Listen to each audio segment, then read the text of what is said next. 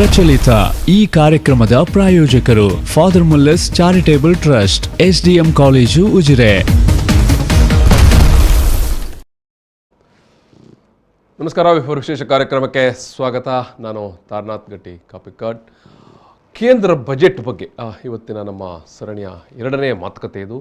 ಕೇಂದ್ರ ಬಜೆಟ್ ಅದು ಮಿಥ್ಯೆ ಎಷ್ಟು, ಅದರಲ್ಲಿ ಸತ್ಯ ಎಷ್ಟು ಅಂತ. ಸಾಮಾನ್ಯವಾಗಿ ಒಂದಷ್ಟು ವಿಚಾರಗಳು ಒಂದು ಲೆಕ್ಕದ ಪುಸ್ತಕಕ್ಕೆ ಮಾತ್ರ ಸೀಮಿತವಾಗಿರುತ್ತೋ ಅಥವಾ ಘೋಷಣೆಗಳಿಗೆ ಮಾತ್ರ ಸೀಮಿತವಾಗಿರುತ್ತೋ ಅನ್ನುವಂಥ ವಿಚಾರ. ಜೊತೆಗೆ ವಾಸ್ತವದಲ್ಲಿ ಪ್ರಾಕ್ಟಿಕಲ್ ಆಗಿ ಎಷ್ಟನ್ನು ಅನುಷ್ಠಾನ ಮಾಡಲಿಕ್ಕೆ ಅಥವಾ ವಿನಿಯೋಗ ಮಾಡಲಿಕ್ಕೆ ಅಥವಾ ಆದಾಯ ಸಂಗ್ರಹ ಮಾಡಲಿಕ್ಕೆ ಸಾಧ್ಯ ಪ್ರಾಕ್ಟಿಕಲ್ ಆಗಿ. ಈ ನೆಲೆಯಲ್ಲಿ ನಮ್ಮ ಇವತ್ತಿನ ಮಾತುಕತೆ ಮತ್ತು ಮಾತುಕತೆಯಲ್ಲಿ ಕೂಡ ಯಾವ ಕಡೆಯಿಂದ ಆದಾಯ ಬರಬೇಕಾಗಿತ್ತು ಮತ್ತು ಯಾವ ಕಡೆಯಿಂದ ಆದಾಯ ಬರುತ್ತಾ ಉಂಟು, ಈ ಎಲ್ಲ ಹಿನ್ನೆಲೆಯಲ್ಲಿ ಇವತ್ತಿನ ನಮ್ಮ ಈ ಒಂದು ಸಂವಾದದಲ್ಲಿ ನಾವು ಮಾತಾಡಲಿಕ್ಕಿದ್ದೇವೆ. ಇವತ್ತಿನ ಈ ಒಂದು ಮಾತುಕತೆಯಲ್ಲಿ ಡಾಕ್ಟರ್ ಚಂದ್ರ ಪೂಜಾರಿ ಅವರು ಮುಖ್ಯ ಅತಿಥಿಯಾಗಿ ಭಾಗವಹಿಸಿದ್ದಾರೆ. ನಾನು ಡಾಕ್ಟರ್ ಚಂದ್ರ ಪೂಜಾರಿ ಅವರನ್ನು ಈ ಒಂದು ಮಾತುಕತೆಗೆ ಪ್ರೀತಿಯಿಂದ ಸ್ವಾಗತ ಪಡ್ತೇನೆ. ಸರ್ ನಮಸ್ಕಾರ. ನಮಸ್ಕಾರ. ಡಾಕ್ಟರ್ ಚಂದ್ರ ಪೂಜಾರಿ ಅವರು ಹಂಪಿ ಕನ್ನಡ ವಿಶ್ವವಿದ್ಯಾನಿಲಯದ ನಿವೃತ್ತ ಪ್ರಾಧ್ಯಾಪಕರು ಮತ್ತು ಅರ್ಥಶಾಸ್ತ್ರ, ರಾಜಕೀಯ ಮತ್ತು ಕನ್ನಡ ನಾಡು ನುಡಿಯ ಬಗ್ಗೆ ಆಳವಾದ ಅಧ್ಯಯನ ನಡೆಸಿರುವಂಥ ಒಬ್ಬ ಶ್ರೇಷ್ಠ ಚಿಂತಕರು ಕೂಡ ಕನ್ನಡದ್ದು. ನಾನು ಈಗಾಗಲೇ ಹೇಳಿದ ಹಾಗೆ ಬಜೆಟ್ನ ಒಂದು ಜನಸಾಮಾನ್ಯರ ಪರ್ಸೆಪ್ಷನ್ ಅಥವಾ ಅವರ ಒಂದು ಗ್ರಹಿಕೆ ಅದು ಒಂದು ನೆಲೆಯದ್ದು, ಮತ್ತೊಂದು ಆರ್ಥಿಕ ವಿತ್ತೀಯ ನೆಲೆಯದ್ದು, ಜೊತೆಗೆ ವ್ಯವಹಾರ ಉದ್ಯಮ ಕ್ಷೇತ್ರದವರದ್ದು. ಜನಸಾಮಾನ್ಯರಿಗೆ ಏನು ಈ ಬಾರಿಯ ಬಜೆಟ್ ಮೇಲ್ನೋಟಕ್ಕೆ ನೋಡುವಾಗ ಸರ್ ಏನು ಹೊಸ ತೆರಿಗೆ ವಿಧಿಸಲಿಲ್ಲ ಅಂತ. ಸೊ ಹಾಗಾಗಿ ಇದು ಜನಸಾಮಾನ್ಯರಿಗೆ ಯಾವುದೇ ಹೊರೆ ಇಲ್ಲದ ಬಜೆಟ್ ಅಂತ, ಯಾವುದೇ ಇದರಲ್ಲಿ ತ್ರಾಸ ಕೊಟ್ಟಿಲ್ಲ ನಾವು ಜನರಿಗೆ ಅಂತ ಹೇಳುವಂಥ ಒಂದು ಇವತ್ತು ಏನು ಬಜೆಟ್ ದಿವಸದ ಬಾರಿ ದೊಡ್ಡದು ಘೋಷಣೆ ಆಗಿತ್ತು. ಮಾಧ್ಯಮಗಳಲ್ಲಿ ಕೂಡ ಅದೇ ಪ್ರಮುಖ ಸುದ್ದಿ ಆಗಿತ್ತು. ಈ ಬಾರಿ ಒಂದು ಜನಪರವಾದಂಥ ಬಜೆಟ್, ಜನರಿಗೆ ಏನು ಕಷ್ಟ ಇಲ್ಲ ಅಂತ. ಕಷ್ಟ ಕೊಡೋದೆಲ್ಲ ಕೊಟ್ಟಾಗಿದೆ. ಕಷ್ಟ ಕೊಡುವುದೆಲ್ಲ ಕೊಟ್ಟಾಗಿದೆ, ಹಾಗಾಗಿ ಹೊಸ್ತು ಕೊಡುವ ಅಗತ್ಯ ಇಲ್ಲ, ಹೊಸತು ಕೊಡುವ ಅಗತ್ಯ ಇಲ್ಲ. ಸೊ ಈಗ ಈಗ ನಾನು ಕೇಳುವಂಥದ್ದು ಅದನ್ನೇ, ಯಾವುದು ಈ ಒಂದು ಹೊಸ ತೆರಿಗೆ ಇಲ್ಲ. ನಾನು ಆಮೇಲೆ ವಿಚಾರಗಳಿಗೆ ಬರ್ತೇನೆ. ನಾನು ಅನೇಕ ವಿಚಾರಗಳನ್ನು ನಾವು ಮಾತಾಡ್ಲಿಕ್ಕಿದ್ದಾವೆ. ಹೊಸ ಯಾವುದೇ ಏನು ಘೋಷಣೆಗಳು ಇಲ್ಲ ಅಂತ, ಹೊಸ ತೆರಿಗೆ ಇಲ್ಲ ಅನ್ನುವಂಥ ವಿಚಾರದ ನೆಲೆಯಲ್ಲಿ ನಮ್ಮ ಈ ಮಾತುಕತೆಯನ್ನು ಆರಂಭಿಸಬಹುದು ಅಂತ ಕಾಣುತ್ತೆ. ಓಕೆ, ಒಂದು ಬಜೆಟ್ ಬಗ್ಗೆ ನಾನು ಆ್ಯಕ್ಚುಲಿ ತೆರಿಗೆ ಬಗ್ಗೆ ಮಾತಾಡೋ ಮೊದಲು ಒಂದು ಬಜೆಟ್ ಚರ್ಚೆ ಮಾಡುವಾಗ ನಾವು ಎರಡು ವಿಷಯವನ್ನು ಗಮನದಲ್ಲಿಟ್ಟುಕೊಳ್ಬೇಕು. ಒಂದು, ನಮ್ಮ ಅರ್ಥ ವ್ಯವಸ್ಥೆಯ ಉದ್ದೇಶ ಏನು ಅಂತೇಳಿ.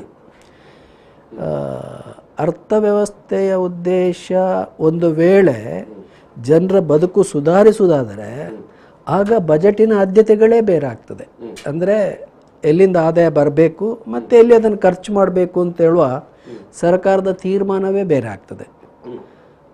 ಅದರ ಬದಲು ಜನರ ಬದುಕಿನ ಗುಣಮಟ್ಟ ಸುಧಾರಣೆ ಬದಲು ಸರಕು ಸೇವೆಗಳ ಉತ್ಪಾದನೆ ಜಾಸ್ತಿ ಮಾಡೋದು, GDP ಜಾಸ್ತಿ ಮಾಡೋದು ಅಂತ ಹೇಳಿದರೆ ಆಗ ಎಲ್ಲಿಂದ ಆದಾಯ ಬರಬೇಕು, ಅದನ್ನು ಎಲ್ಲಿ ಖರ್ಚು ಮಾಡಬೇಕು ಅಂತೇಳೋ ಆದ್ಯತೆ ಬದಲಾಗ್ತದೆ. ಸೊ ಇದು ನಮ್ಮ ಗಮನದಲ್ಲಿರಬೇಕು.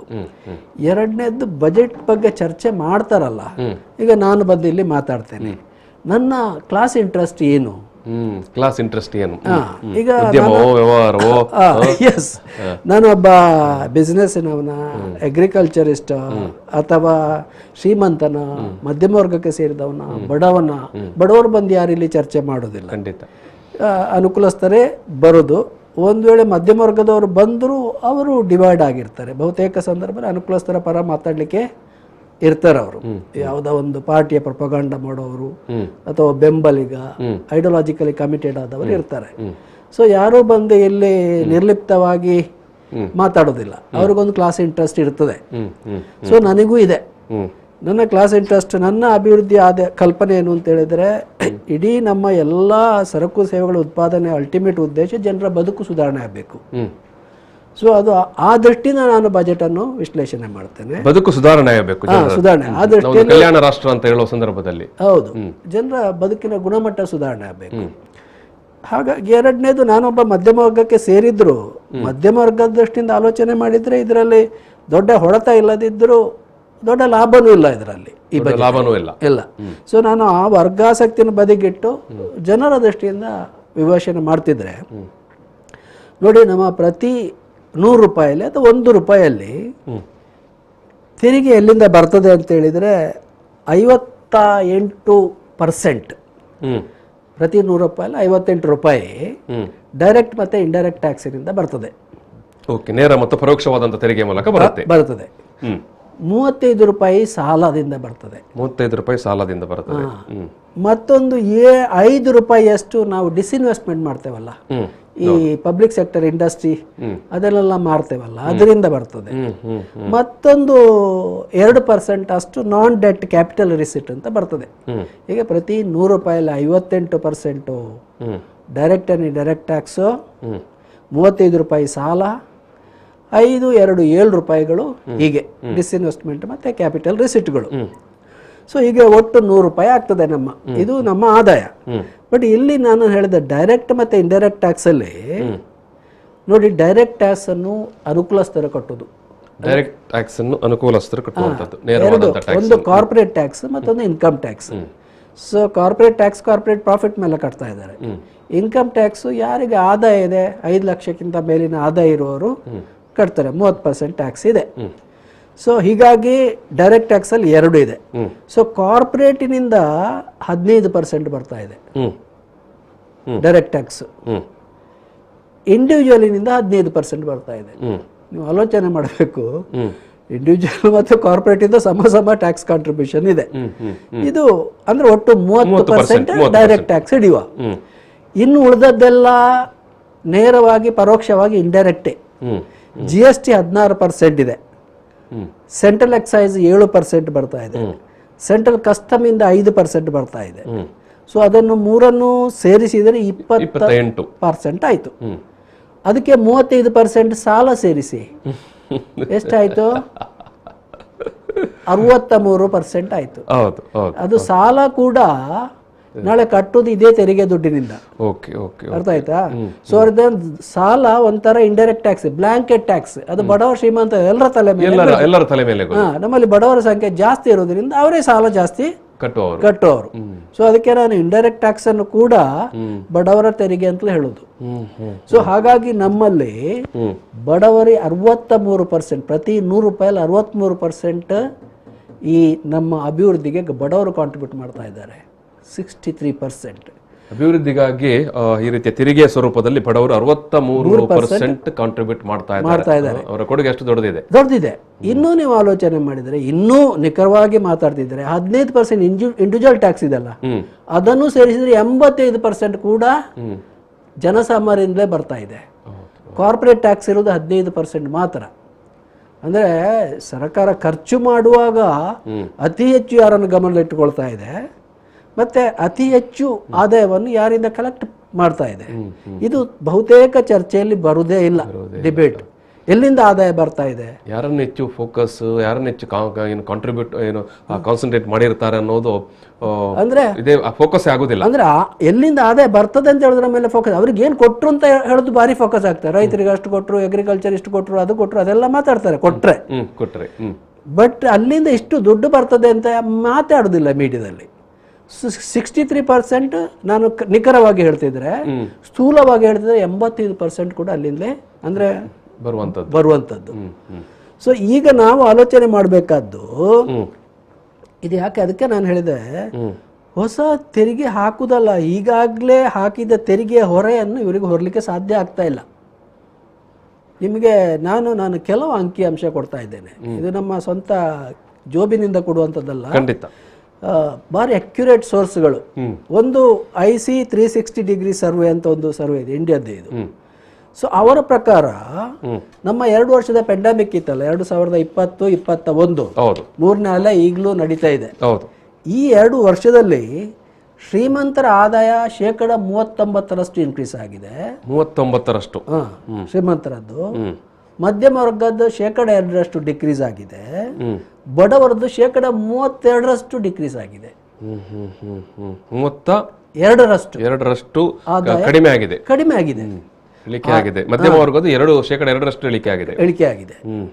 ಇದು ಶ್ರೀಮಂತರದು 39% ಇನ್ಕ್ರೀಸ್ ಆಗಿದೆ, 39% ಏರಿಕೆ ಆಗಿದೆ ಈ ಒಂದು ಬಿಕ್ಕಟ್ಟಿನ ಕಾಲದಲ್ಲಿ ಕೂಡ, 2 ವರ್ಷಗಳ ಅವಧಿಯಲ್ಲಿ. ಹೌದಲ್ಲಿ. ಮತ್ತೊಂದು ಗ್ಲೋಬಲ್ ಹಂಗರ್ ಇಂಡೆಕ್ಸ್ ಪ್ರಕಾರ ನಮ್ಮಲ್ಲಿ ಇಡೀ 116 ಪ್ರಪಂಚದ 116 ದೇಶಗಳಲ್ಲಿ ಸರ್ವೆ ಮಾಡಿದ್ರಲ್ಲಿ ಬಡತನದಲ್ಲಿ ನಮ್ಮ ದೇಶ 101ನೇ ಪೊಸಿಷನ್ ಅಲ್ಲಿ ಇದೆ. ಅಂದ್ರೆ ಅತಿ ಹೆಚ್ಚು ಬಡತನ ಇರುವ ದೇಶ ಪ್ರಪಂಚದಲ್ಲಿ. ಬಡತನದಲ್ಲಿ 101ನೇ ಸ್ಥಾನದಲ್ಲಿದ್ದೇವೆ ನಾವು. ಕೆಲವು ಇಥೋಪಿಯಾ, ಸುಡಾನ್ ಈ ದೇಶಕ್ಕೆ ಹತ್ತಿರ ಇದೆ ನಮ್ಮ ಬಡ. ಆಫ್ರಿಕಾದ ಕೆಲವು ತುಂಬಾ ಹಿಂದುಳಿದಿರುವಂತಹ ಭಾರಿ ಬಡ ದೇಶಗಳ ಹತ್ತಿರ ಇದ್ದೇವೆ. ಅಂದ್ರೆ 116 101 ಅಂದ್ರೆ ಮತ್ತೆ 15 ದೇಶ ಮಾತ್ರ ಇರೋದು ಹಿಂದೆ ನಮ್ಮಿಂದ. ಸೊ ನಾವು ಇಲ್ಲೆಲ್ಲ ಬುರುಡೆ ಬಿಡ್ತಾ ಇದ್ದೇವೆ. ವಿಶ್ವ ಗುರುಗಳು, ಮಹಾನ್ ಅಧಿಕಾರಿ, ನಮಗೆ UN ಅಲ್ಲಿ ಎಂತದ ಆ ಮೆಂಬರ್ಶಿಪ್ ಬೇಕು, ಇದು ಬೇಕು, ನಾವು ವರ್ಲ್ಡ್ ಪವರ್ ಅಂತೆಲ್ಲ ಹೇಳ್ಕೊಡ್ತಾ ಇದ್ದೇವೆ. ಇಂಟರ್ನ್ಯಾಷನಲಿ ನಮ್ಮ ಪವರ್ಟಿ level it's A basically poor country. ನಾವು ಒಂದು ಬಡ ದೇಶ ಅಂತ ಹೇಳೋದು ಒಪ್ಪಿಕೊಳ್ಳಬೇಕು. ಎಲ್ಲ ಅಂಕಿಅಂಶಗಳು ಅದನ್ನೇ ತೋರಿಸ್ತವೆ. ಇನ್ನೊಂದು ಆಕ್ಸ್ಫಾಮ್ ರಿಪೋರ್ಟ್ 2022 ಪ್ರಕಾರ ಈ ಪೆಂಡಮಿಕ್ ಇಂದಾಗಿ ನಮ್ಮಲ್ಲಿ 84% ಕುಟುಂಬಗಳ ಆದಾಯ ಕುಸಿದಿದೆ. 84% ಕುಟುಂಬಗಳ ಆದಾಯ ಈ ಒಂದು 2 ವರ್ಷಗಳ ಒಂದು ಸಂಕಷ್ಟದ ಅವಧಿಯಲ್ಲಿ ಕುಸಿತ ಆಗಿದೆ. 4.6 ಕೋಟಿ ಜನರು ಎಕ್ಸ್ಟ್ರೀಮ್ ಪವರ್ಟಿಗೆ ತಳ್ಳಲ್ಪಟ್ಟಿದ್ದಾರೆ. 5 ಕೋಟಿ ಜನ ಎಕ್ಸ್ಟ್ರೀಮ್ ಪವರ್ಟಿ ಅಂದ್ರೆ 3 ಹೊತ್ತಿನ ಊಟಕ್ಕೆ ಪರದಾಡುವವರು ಅಂತ ಲೆಕ್ಕ. ಸೊ ಆ ಸ್ಥಿತಿಯಲ್ಲಿ ಇರ್ಲಿಲ್ಲ ಅವರು. ಬಟ್ ಇದರಿಂದ ಈ 2 ವರ್ಷಗಳ ಈ ಒಂದು ಸಂಕಷ್ಟದಿಂದಾಗಿ ಎಕ್ಸ್ಟ್ರೀಮ್ ಪವರ್ಟಿಗೆ 5 ಕೋಟಿ ಜನ ತೀವ್ರವಾದಂತ ಬಡತನಕ್ಕೆ ತಳ್ಳಲ್ಪಟ್ಟಿದೆ. ಬಟ್ ಇದೇ ಸಂದರ್ಭದಲ್ಲಿ 2020-21 ಈ ಸಂದರ್ಭದಲ್ಲಿ 2020 ಸಂದರ್ಭದಲ್ಲಿ 102 ಇದ್ದ ಬಿಲಿಯನರ್ ಸಂಖ್ಯೆ, ಬಿಲಿಯನರ್ಗಳು ದೇಶದ 2021 ವೇಳೆಗೆ 142ಕ್ಕೆ ಏರಿದ್ದಾರೆ. ಬಿಲಿಯನರ್ಗಳು ಜಾಸ್ತಿ ಆಗಿದ್ದಾರೆ. ಬಡವರು ಅತಿ ಶ್ರೀಮಂತರು ಜಾಸ್ತಿ ಆಗಿದ್ದಾರೆ. ಅಷ್ಟು ಮಾತ್ರ ಅಲ್ಲ, ಖಾಲಿ ಜಾಸ್ತಿ ಆದ್ದಲ್ಲ, 2000 ಅಂದ್ರೆ ಹಿಂದೆ 2 ವರ್ಷದ ಹಿಂದೆ ಅವರ ಅಲ್ಲಿರುವ ಆದಾಯ 23.14 ಲಕ್ಷ ಕೋಟಿ ಇದ್ದರೆ ಈಗ ಅವರ ಆದಾಯ 53.16 ಕೋಟಿಗೆ ಏರಿದೆ. ಆಲ್ಮೋಸ್ಟ್ ಡಬಲ್ ಆಗಿದೆ. 23 30 ಲಕ್ಷ ಕೋಟಿ ಇನ್ಕ್ರೀಸ್ ಆಗಿದೆ ಅವ್ರದ್ದು. ಒಂದು 35% ಜಾಸ್ತಿ ಆಗಿದೆ. ಮತ್ತೆ ಇದೇ ಸರ್ವೆ ಪ್ರಕಾರ, ಆಕ್ಸ್ಫಾಮ್ ರಿಪೋರ್ಟ್ ಪ್ರಕಾರ, ನಮ್ಮ ದೇಶದ ಶ್ರೀಮಂತ 100 ಜನರುಗಳಲ್ಲಿ ಅವರು ಒಟ್ಟು ಕಲೆಕ್ಟಿವ್ ಸಂಪತ್ತಿದೆ ಅಲ್ಲ 57.3 ಲಕ್ಷ ಕೋಟಿ ಇದೆ. 57.3 ಲಕ್ಷ ಕೋಟಿ ಅಂತ ಹೇಳಿದ್ರೆ ನಮ್ಮ ಈ ವರ್ಷದ ಬಜೆಟಿನ ಒಟ್ಟು ಮೊತ್ತ ಎಷ್ಟು ಗೊತ್ತಾ? 39.45 ಅಂದ್ರೆ 40 ಲಕ್ಷ ಕೋಟಿ ಇಡೀರಿ. ಇವರ ಆಸ್ತಿ 100 ಜನರದ್ದು 57 ಲಕ್ಷ ಕೋಟಿ ಇದೆ. 100 ಮಂದಿ ಅತಿ ಶ್ರೀಮಂತ ಭಾರತೀಯರ ಆಸ್ತಿ. ಈಗ ಟ್ಯಾಕ್ಸ್ ಎಲ್ಲಿಂದ ಬರಬೇಕು ಸ್ವಾಮಿ? ಈ ಜನರಿಗೆ 3 ಹೊತ್ತಿನ ಊಟಕ್ಕೆ ಪರದಾಡೋರ ಮೇಲೆ ನೀವು GST 18%, 24%, ಪೆಟ್ರೋಲ್ ಸೆಸ್ ಮೇಲೆ 60% ಅಷ್ಟು ನೀವು ಕಸ್ಟಮ್ಸ್ ಹಾಕುದು, ತೆರಿಗೆ ಹಾಕಿ ಅವ್ರನ್ನ ಈಗಾಗಲೇ ನೆಲ ಕಚ್ಚು ಹಾಗೆ ಮಾಡಿದ್ದೀರಿ. ಇನ್ನು ಪುನಃ ಎಲ್ಲಿಂದ ತೆರಿಗೆ ಹಾಕುದು? ತೆರಿಗೆ ಹಾಕಿ ಸತ್ತೇ ಹೋಗ್ತಾರೆ ಅವರು. ಸೊ ಈಗಾಗಲೇ ಇಷ್ಟು. ಸೊ ಇವರ ಬದಲು ಈ 70% ಜನರ ತಿಗಣೆ ಥರ ರಕ್ತ ಹೀರುವ ಬದಲು ಇದೇ ನಾನು ಹೇಳಿದ ಬಿಲಿಯನರ್ಸ್ ಮೇಲೆ 142 ಬಿಲಿಯನರ್ಸ್ ಮೇಲೆ ಕೇವಲ 5% ವೆಲ್ತ್ ಟ್ಯಾಕ್ಸ್ 2016 ನಮ್ಮಲ್ಲಿ ವೆಲ್ತ್ ಟ್ಯಾಕ್ಸ್ ಅಬಾಲಿಷ್ ಮಾಡಿತ್ತು. ಈಗ ಬೇಡಪ್ಪ, ಈ ಗವರ್ಮೆಂಟ್ ಮನಸ್ಸು ಮಾಡಿದರೆ ಯಾವಾಗಲೂ ಅದನ್ನು ಇಂಟ್ರೊಡ್ಯೂಸ್ ಮಾಡ್ಬೋದು. ಈಗ ಭಾರಿ ಕಷ್ಟದ ಸಂದರ್ಭ ಇದು ಪೆಂಡಮಿಕ್. ಅವ್ರ ಮೊದಲೊಂದು 5% ಹಾಕಿದರೆ ಇವರಲ್ಲಿ ಯಾರಲ್ಲಿ ದುಡ್ಡು ಎತ್ತು ಆಗತ್ತೆ, ಸಾಲ ತೆಕ್ಕೊಳ್ಳೋ ಅಗತ್ಯನೂ ಇಲ್ಲ. ಸರ್, ಈಗ ಈ ನಡುವೆ ಒಂದು ಕುತೂಹಲಕ್ಕಾಗಿ ಈ 102 ಅತಿ ಶ್ರೀಮಂತರು 142 ಆದರು ಈ ಅವಧಿಯಲ್ಲಿ ಈ 2 ವರ್ಷಗಳ ಪ್ಯಾಂಡಮಿಕ್ ಸಂಕಷ್ಟ ಕಾಲದಲ್ಲಿ ಇಡೀ ಜಗತ್ತಿಗೆ ಕಷ್ಟ, ಅವರಿಗೆ ಕಷ್ಟ, ದೇಶಕ್ಕೆ ಕಷ್ಟ ಅಂತ ನಾವು ಹೇಳ್ತಾ ಇದ್ದೆವು. ಅದು ಜೊತೆಗೆ ಅವರ ಆದಾಯ ಕೂಡ ಸರಿ ಡಬಲ್ ಆಯಿತು. ಯಾವ ಸ್ವರೂಪದಲ್ಲಿ ಇವರಿಷ್ಟು ಆದಾಯವನ್ನು ಮಾಡಿಕೊಂಡ್ರು? ಆದಾಯ ಮಾಡಿದ್ದು ಸರ್ಕಾರದ ನೀತಿಯಿಂದಲೇ ಮಾಡಿದ್ದು, ದುಡ್ದು ಮಾಡಿದ್ದಲ್ಲ. ಇವರು ದುಡ್ದು ಮಾಡಿದ್ದಲ್ಲ. ನೀವು ಸರ್ಕಾರ ಏನು ಮಾಡಿತು? ಇದೇ ಈ 2014 ನಂತರ ಇವರ ಪಾಲಿಸಿ ನೋಡಿ. ಈಗ ಫಸ್ಟಿಗೆ ಡಿಮಾನಿಟೈಸೇಷನ್ ತಂದರು ಸರ್ಕಾರ. ಡಿಮಾನಿಟೈಸೇಷನ್ ತಂದ ಕೂಡಲೇ ಏನಾಯ್ತು ಅಂತ ಹೇಳಿದ್ರೆ, ವಾಪಸ್ ತಗೊಂಡದ್ದು 500 ರೂಪಾಯಿ 1000 ರೂಪಾಯಿ ನೋಟ್ ಆಗುವಾಗ ಹಲವು ಸಣ್ಣ ಪುಟ್ಟ ವ್ಯಾಪಾರಗಳು ಮುಚ್ಚಿಯೇ ಹೋದವು. ಸೊ ಆಗ ಯಾರೆಲ್ಲ ಆನ್ಲೈನ್ ಟ್ರಾನ್ಸಾಕ್ಷನ್ ಮಾಡ್ತಾರೆ ಅವರು ಮಾತ್ರ ಸರ್ವೈವ್ ಆಗಲಿಕ್ಕೆ ಸಾಧ್ಯ ಆಯ್ತು. ಹೆಚ್ಚಾಗಿ ಮಿಡ್ಲ್ ಮತ್ತೆ ಲಾರ್ಜ್ ಕಾರ್ಪೊರೇಟ್ಗಳು ಮಾತ್ರ ಆನ್ಲೈನ್ ಟ್ರಾನ್ಸಾಕ್ಷನ್ಸ್ ಮಾಡ್ತಾ ಇದ್ದದ್ದು. 80%ನಷ್ಟು ಈ ಸಣ್ಣ ಪುಟ್ಟ ವ್ಯಾಪಾರಿಗಳು ಅವರು ಪೇಪರ್ಲಿ ಬರೆದು ಕೈಯಲ್ಲಿ ದುಡ್ಡಲ್ಲಿ ವ್ಯವಹಾರ ಮಾಡ್ತಾ ಇದ್ದವರು. ಆ ನಂತರ GST ತಂದರು. GSTಯಲ್ಲಿ ಇವರು 20 ಲಕ್ಷಕ್ಕಿಂತ ಹೆಚ್ಚಿನ ಟರ್ನ್ ಓವರ್ ಇದ್ದವರನ್ನು ರಿಜಿಸ್ಟ್ರೇಷನ್ ಮಾಡಿಸಬೇಕು ಅಂತ ಹೇಳಿದರು. ರಿಜಿಸ್ಟ್ರೇಷನ್ ಮಾಡಿಸುವತ್ತಾಗಿ ಏನಾಯಿತು ಅಂತ ಹೇಳಿದ್ರೆ ನೋಡಿ, GSTಯಲ್ಲಿ ಸಣ್ಣ ಪುಟ್ಟ ವ್ಯಾಪಾರಿಗಳು ಉದ್ಯಮಿಗಳು ಏನು ಅಂತ ಹೇಳಿದ್ರೆ ಅವರು ನೇರ ಗಿರಾಕಿಗಳಿಗೆ ಮಾರುವುದಿಲ್ಲ. ಅವರು ಉತ್ಪಾದನೆ ಮಾಡಿದ್ದನ್ನು ಮತ್ತೊಬ್ಬ ದೊಡ್ಡ ಇಂಡಸ್ಟ್ರಿಗೆ ಮಾರೋದವರು, ಸಬ್ಸಿಡಿಯರಿ ಆಗಿ ಅವ್ರು ಕೆಲಸ ಮಾಡೋರು. ಸೊ ಈಗ ಏನಾಗ್ತದೆ ಅಂತ ಹೇಳಿದ್ರೆ GSTಯಲ್ಲಿ ಒಂದು ಕಂಪನಿಯವರು ಒಂದು ಉದ್ದಿಮೆ ಅವ್ರು ಪರ್ಚೇಸ್ ಮಾಡುವಾಗ ಮತ್ತು ಸೇಲ್ ಮಾಡುವಾಗ 2 ಸಾರಿ ಕೂಡ ತೆರಿಗೆ ಸಂಗ್ರಹ ಮಾಡಿದ್ದನ್ನು ಮತ್ತು ತೆರಿಗೆ ಪಡೆದದ್ದನ್ನು ಸರ್ಕಾರಕ್ಕೆ ಕಟ್ಟಬೇಕು. ಬಟ್ ಇವನಿಗೆ ಏನಾಗ್ತದೆ ಅಂತ ಹೇಳಿದ್ರೆ ಒಬ್ಬ ಸಣ್ಣ ವ್ಯಾಪಾರಿ ಯಾರ್ದೆಲ್ಲ ಒಂದು ರಾ ಮೆಟೀರಿಯಲ್ ಪರ್ಚೇಸ್ ಮಾಡಿದವ ಇವ್ರು ಮಾಡ್ತಾರೆ, ಅವರಿಗೆ ಇವರು ತೆರಿಗೆ ಕಟ್ಟಿರ್ತಾರೆ. ಒಂದು ವೇಳೆ ಆ ವ್ಯಾಪಾರಿ GST ಕಟ್ಟದಿದ್ದರೆ ಇವ ಕಟ್ಟಿದ ತೆರಿಗೆ ಹೋಯ್ತಲ್ಲಿಗೆ, ಅದಾಯ್ತಾ. ಎರಡನೇದ್ದು ಇವ ಮಾರ್ತಾನೆ ಒಬ್ಬ ದೊಡ್ಡ ಇಂಡಸ್ಟ್ರಿಯಲಿಸ್ಟಿಗೆ, ಅವನೊಂದಿಗೆ ಪುನಃ ಇವರು ದುಡ್ಡು ಬರ್ಲಿಕ್ಕೆ 5-6 ತಿಂಗಳು ಹಿಡಿಯುತ್ತದೆ. ಅವ ಇಮಿಡಿಯೇಟ್ ಕೊಡುದಿಲ್ಲ. ಬಟ್ ಇವ ಏನು ಮಾರಿದ್ದಾನೆ ಅದರ ಮೇಲೆ ತೆರಿಗೆ ಸಂಗ್ರಹ ಆಗಿದೆಯಲ್ಲ, ಅದನ್ನು ಗವರ್ಮೆಂಟ್ಗೆ ಆ ತಿಂಗಳೇ ಕಟ್ಟಬೇಕು ಯಾವಾಗ ಮಾರಾಟ ಆಗಿದೆ. ಅಂದ್ರೆ ಇವನ ವರ್ಕಿಂಗ್ ಕ್ಯಾಪಿಟಲ್ ಇದೆ ಅಲ್ವಾ, 5-6 ತಿಂಗಳು 2 ಕಡೆಯಿಂದಲೂ ಬ್ಲಾಕ್ ಆಗ್ತದೆ. ಸೊ ಬೇಕು ಅದರಿಂದ ಸಾಕಷ್ಟು ಮುಚ್ಚಿದ್ರು, ಪುನಃ ಇವರೇ ಉದ್ಧಾರ ಆದರು. ಸೊ ಅಂದ್ರೆ ಸರ್ಕಾರದ ನೀತಿ 1-2 ಅಲ್ಲ. ಮತ್ತೆ ಇನ್ನೊಂದು ಜೊತೆಗೆ ಈ ಲಾಕ್ಡೌನ್ ಅವಧಿಯಲ್ಲಿ ಲಾಕ್ಡೌನ್ ಅವಧಿಯಲ್ಲಿ ಅಂತ ಕೇಳೋದೇ ಬೇಡ ನೋಡಿ. ಸಣ್ಣ ವ್ಯಾಪಾರಿಗಳು, ಸಣ್ಣ ವ್ಯವಹಾರಸ್ಥರು, ಸಣ್ಣ ಉದ್ದಿಮೆದಾರರೆಲ್ಲ ಮುಚ್ಚಿಬಿಟ್ರು. ಅವರಿಗೆ ಸಾಧ್ಯನೇ ಇಲ್ಲ. ಅಂದ್ರೆ ಎಲ್ಲಿ ಹೋಗಿ ವ್ಯಾಪಾರ ಮಾಡ್ಲಿಕ್ಕೆ ಆಗುದಿಲ್ಲ, ಏನು ಮಾಡ್ಲಿಕ್ಕೆ ಆಗುದಿಲ್ಲ ಅವರಿಗೆ. ಅಂದ್ರೆ ತಡ್ಕೊಳ್ಳೋ ಶಕ್ತಿ ಇಲ್ಲ. ಈಗ ಇವ್ರಿಗೆ 1 ತಿಂಗಳು ಮುಚ್ಚಿದ್ರು, ಇವ್ರಿಗೆ ತಡ್ಕೊಳ್ಳೋ ಶಕ್ತಿ ಇದೆ, ಇವ್ರಿಗೆ ತಡ್ಕೊಳ್ಳೋ ಶಕ್ತಿ ಇಲ್ಲ. ಅದಂತೂ ಸಾಕಷ್ಟು ಅಧ್ಯಯನಗಳು ಇವೆ. ಸೊ ಹೀಗಾಗಿ ಏನಾಯ್ತು ಅಂತ ಹೇಳಿದ್ರೆ, ಯಾಕೆ ಇವರು ಶ್ರೀಮಂತರ ಆದಾಯ ಮತ್ತಷ್ಟು ಜಾಸ್ತಿ ಆಯ್ತು. ಅಷ್ಟು ಮಾತ್ರ ಅಲ್ಲ, ಅವರ ಮೇಲಿರೋ ತೆರಿಗೆ ಕಾರ್ಪೊರೇಟ್ ಟ್ಯಾಕ್ಸ್ ಅನ್ನು 30% ಇಂದ 25% ಸರ್ಕಾರ ಇಳಿಸ್ತು. ಇಲ್ಲಿ ಇವರ ಮೇಲೆ ಪೆಟ್ರೋಲ್ ಡೀಸೆಲ್ ಮೇಲೆ ಮತ್ತೆ ಗ್ಯಾಸ್ ಮೇಲೆ 60% ಸೆಸ್ ಏರಿಸುವಾಗ, ಸೆಂಟ್ರಲ್ ಕಸ್ಟಮ್ಸ್ ಏರಿಸುವಾಗ ಇಲ್ಲಿ ಇವರ ಮೇಲೆ ತೆರಿಗೆ ಕಡಿಮೆ ಮಾಡಿತ್ತು. ಕಾರ್ಪೊರೇಟ್ ಉದ್ಯಮದ ಮೇಲೆ ತೆರಿಗೆಯನ್ನು ಕಡಿಮೆ ಮಾಡಿತ್ತು. ಅದರ ಮೇಲೆ ಅವರಿಗೆ ಎಲ್ಲಿ ನೀವು ತೆರಿಗೆ ಕಡಿಮೆ ಆಯ್ತಾ, ಈಗ ಆಯ್ತು. ಈಗ ಕಾರ್ಪೊರೇಟಿಗೆ ಮತ್ತೊಂದು ಖರ್ಚು ಏನು ಅಂತ ಹೇಳಿದ್ರೆ ಲೇಬರ್ ಕಾಸ್ಟ್ ಅಂತ ಇಟ್ಕೊಳ್ಳುವ.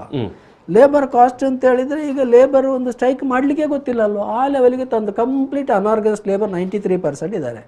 ನೀವು ಸ್ಟ್ರೈಕ್ ಮಾಡಿದ್ರೆ ಸಂಬಳ ಏರುವುದೇ ಇಲ್ಲ ನಿಮ್ಮದು. ಅದೇ ಹಳೆ ಓಬಿರಾಯನ್ ಕಾಲದ ಸಂಬಳ. ಇವತ್ತು ಕೂಡ ಒಂದು ನ್ಯಾಷನಲ್ ಮಿನಿಮಮ್ ವೇಜಸ್ ಫಿಕ್ಸ್ ಆಗಿಲ್ಲ.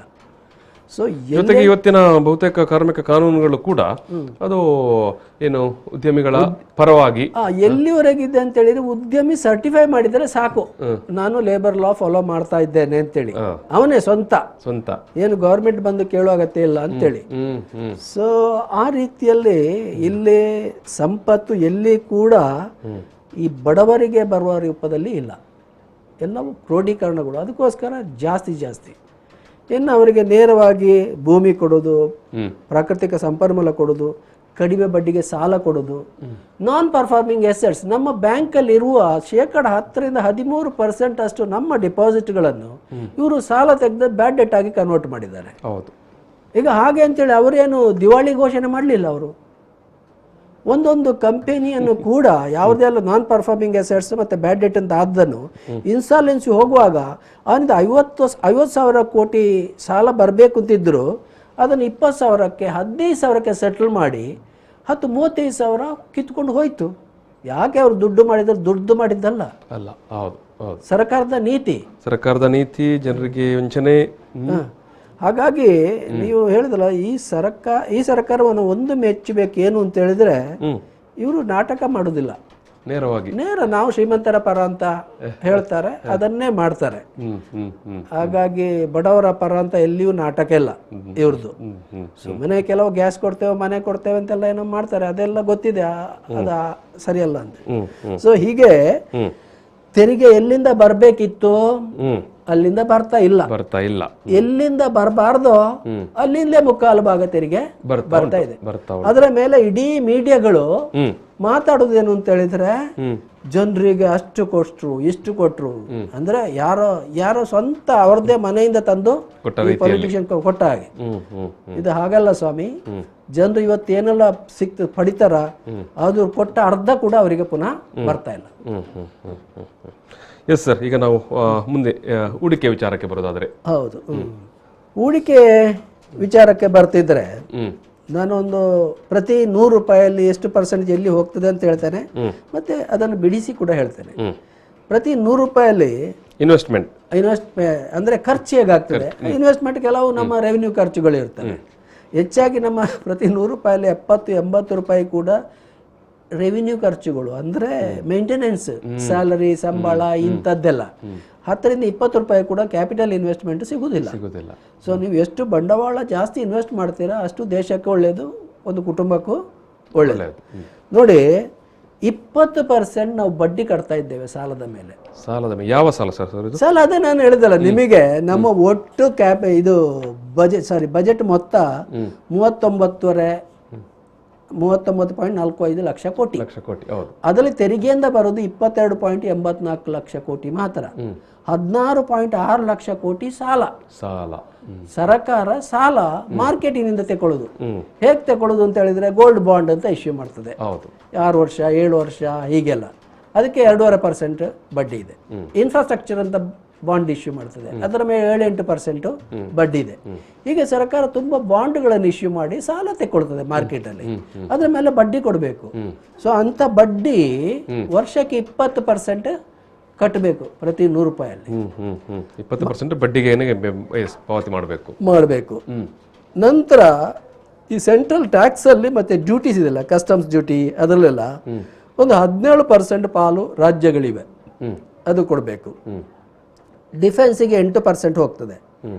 ಮತ್ತೆ ಸೆಂಟ್ರಲಿ ಸ್ಪಾನ್ಸರ್ಡ್ ಸ್ಕೀಮ್ಸ್ ಅಂತ ಹೇಳಿದ್ರೆ, ಕೇಂದ್ರ ಸರ್ಕಾರ ಮತ್ತೆ ರಾಜ್ಯ ಸರ್ಕಾರ ಇಬ್ಬರು ಕೂಡ ದುಡ್ಡು ಹಾಕಿ ನಡೆಸುವ ಯೋಜನೆಗಳು. ಸೊ ಸೇ ಫಾರ್ ಎಕ್ಸಾಂಪಲ್ ಉದ್ಯೋಗ ಖಾತರಿ ಯೋಜನೆ. ಸೊ ಅದಕ್ಕೆ ಕೇಂದ್ರದ ಪಾಲು ಸ್ವಲ್ಪ ಜಾಸ್ತಿ, 60%, 40%, 70%, 30% ಈ ರೀತಿ ಎಲ್ಲ ಇದೆ. ಅದೆಲ್ಲ ಸೆಂಟ್ರಲಿ ಅಂತ ತುಂಬಾ 10-20-28 ಸ್ಕೀಮ್ಗಳು ಇವೆ ಸೆಂಟ್ರಲಿ ಸ್ಪಾನ್ಸರ್.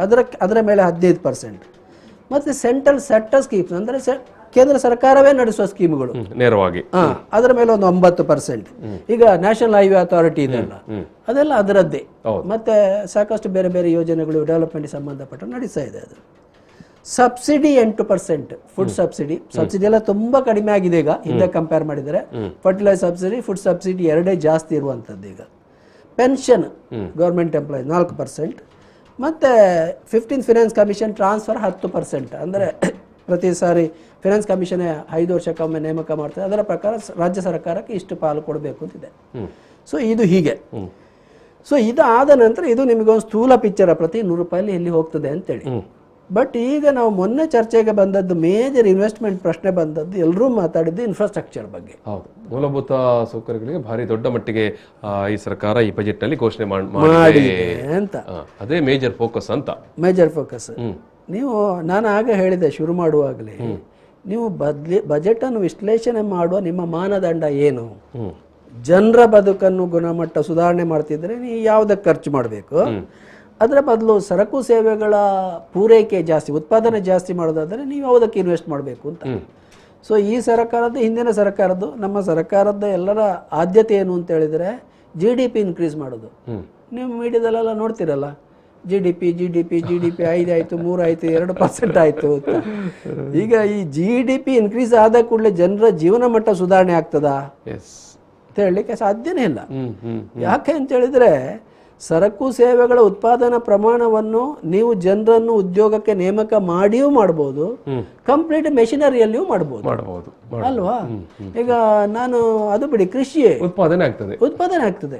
ಈಗ ನಾವು ನಮ್ಮಂತ ರಾಯಚೂರಂತ ಬ್ಯಾಕ್ವರ್ಡ್ ಏರಿಯಾದಲ್ಲಿ ಸರ್ಕಾರ ಕೋಟಿಗಟ್ಟಲೆ ನೀರಾವರಿ ಮೇಲೆ ಇನ್ವೆಸ್ಟ್ ಮಾಡ್ತದೆ, ಮತ್ತೆ ಸಬ್ಸಿಡಿ ಫರ್ಟಿಲೈಸರ್ ಮೇಲೆ ಸಬ್ಸಿಡಿ ಕೊಡ್ತಾ ಇದೆ, ಸಾಲ ಮನ್ನಾ ಮಾಡ್ತದೆ. ಇಷ್ಟೆಲ್ಲ ಮಾಡಿದ್ರು ಅಲ್ಲೇ ಜನರು ವಲಸೆ ಹೋಗೋದು ತಪ್ಪಿಲ್ಲ. ತಪ್ಪಿಲ್ಲ. ಯಾಕೆ ಅಂತ ಹೇಳಿದ್ರೆ 100% ಕೃಷಿ ಮೆಕನೈಸ್ಡ್ ಆಗಿದೆ. ಕೃಷಿ 100% ಮೆಕನೈಸ್ ಆಗುವಾಗ ಇಂಡಸ್ಟ್ರಿ ಇಲ್ಲಿ ಸ್ವಿಚ್ ಹಾಕಿ ರಾ ಮೆಟೀರಿಯಲ್ ಸ್ವಿಚ್ ಹಾಕಿದ್ರೆ ಅಲ್ಲಿ ಫಿನಿಶ್ ಪ್ರಾಡಕ್ಟ್ ಬರುವ ಇಂಡಸ್ಟ್ರಿಗಳು ಇರುವಂಥದ್ದು. ಸಣ್ಣ ಸಣ್ಣ ಇಂಡಸ್ಟ್ರಿಯಲ್ ಏರಿಯಾದಲ್ಲಿ ಕೂಡ ಹಾಗೇನೆ ಜಾಬ್ಲೆಸ್ ಗ್ರೋತ್ ಅಂತ ಆಗಿದೆ. Jobless growth. ಹೌದು. ಸೊ ಹೀಗಾಗಿ ಆ ಆದ್ಯತೆ ಇದೆಲ್ಲ ಏನು ಅಂತ ಹೇಳಿದ್ರೆ ಭಾರಿ ಮುಖ್ಯ. ದುರಂತ ನಮ್ದು ಏನು ಅಂತ ಹೇಳಿದ್ರೆ ಜನರು ನಮ್ಮಲ್ಲಿ ಮುಖ್ಯ ಆಗಿಲ್ಲ, ಅವರ ಬದುಕು ಮುಖ್ಯ ಆಗಿಲ್ಲ. ಈಗ ಸರಕು ಸೇವೆಗಳ ಉತ್ಪಾದನೆ ಅದರ ಗ್ರಹಿಕೆ ಏನು ಅಂತ ಹೇಳಿದ್ರೆ, ನೀವು ಪ್ರೊಡಕ್ಷನ್ ಜಾಸ್ತಿ ಮಾಡಿದ್ರೆ ಏನಾಗ್ತದೆ, ಜಾಸ್ತಿ ಗೂಡ್ಸ್ ಆ್ಯಂಡ್ ಸರ್ವಿಸಸ್ ಬರ್ತದೆ. ಗೂಡ್ಸ್ ಆ್ಯಂಡ್ ಸರ್ವಿಸ್ ಸಪ್ಲೈ ಜಾಸ್ತಿ ಆದರೆ ಅದರ ರೇಟ್ ಕಡಿಮೆ ಆಗ್ತದೆ. ರೇಟ್ ಕಡಿಮೆ ಆದರೆ ಬಡವರು ಕೂಡ ಖರೀದಿಸಿ ಅದನ್ನು ಅನುಭೋಗಿಸ್ಬೋದು, ಆಗ ಬಡತನ ಕಡಿಮೆ ಆಗ್ತದೆ. ಸೊ ಉತ್ಪಾದನೆ ಜಾಸ್ತಿ ಮಾಡಿದ್ರೆ ಎಂಪ್ಲಾಯ್ಮೆಂಟ್ ಕ್ರಿಯೇಟ್ ಆಗ್ತದೆ, ಅನ್ಎಂಪ್ಲಾಯ್ಮೆಂಟ್ ಕಡಿಮೆ ಆಗ್ತದೆ. ಸೊ ಉತ್ಪಾದನೆ ಜಾಸ್ತಿ ಮಾಡೋದ್ರಿಂದ GST ಟ್ಯಾಕ್ಸ್ ಕಲೆಕ್ಷನ್ ಜಾಸ್ತಿ ಆಗ್ತದೆ.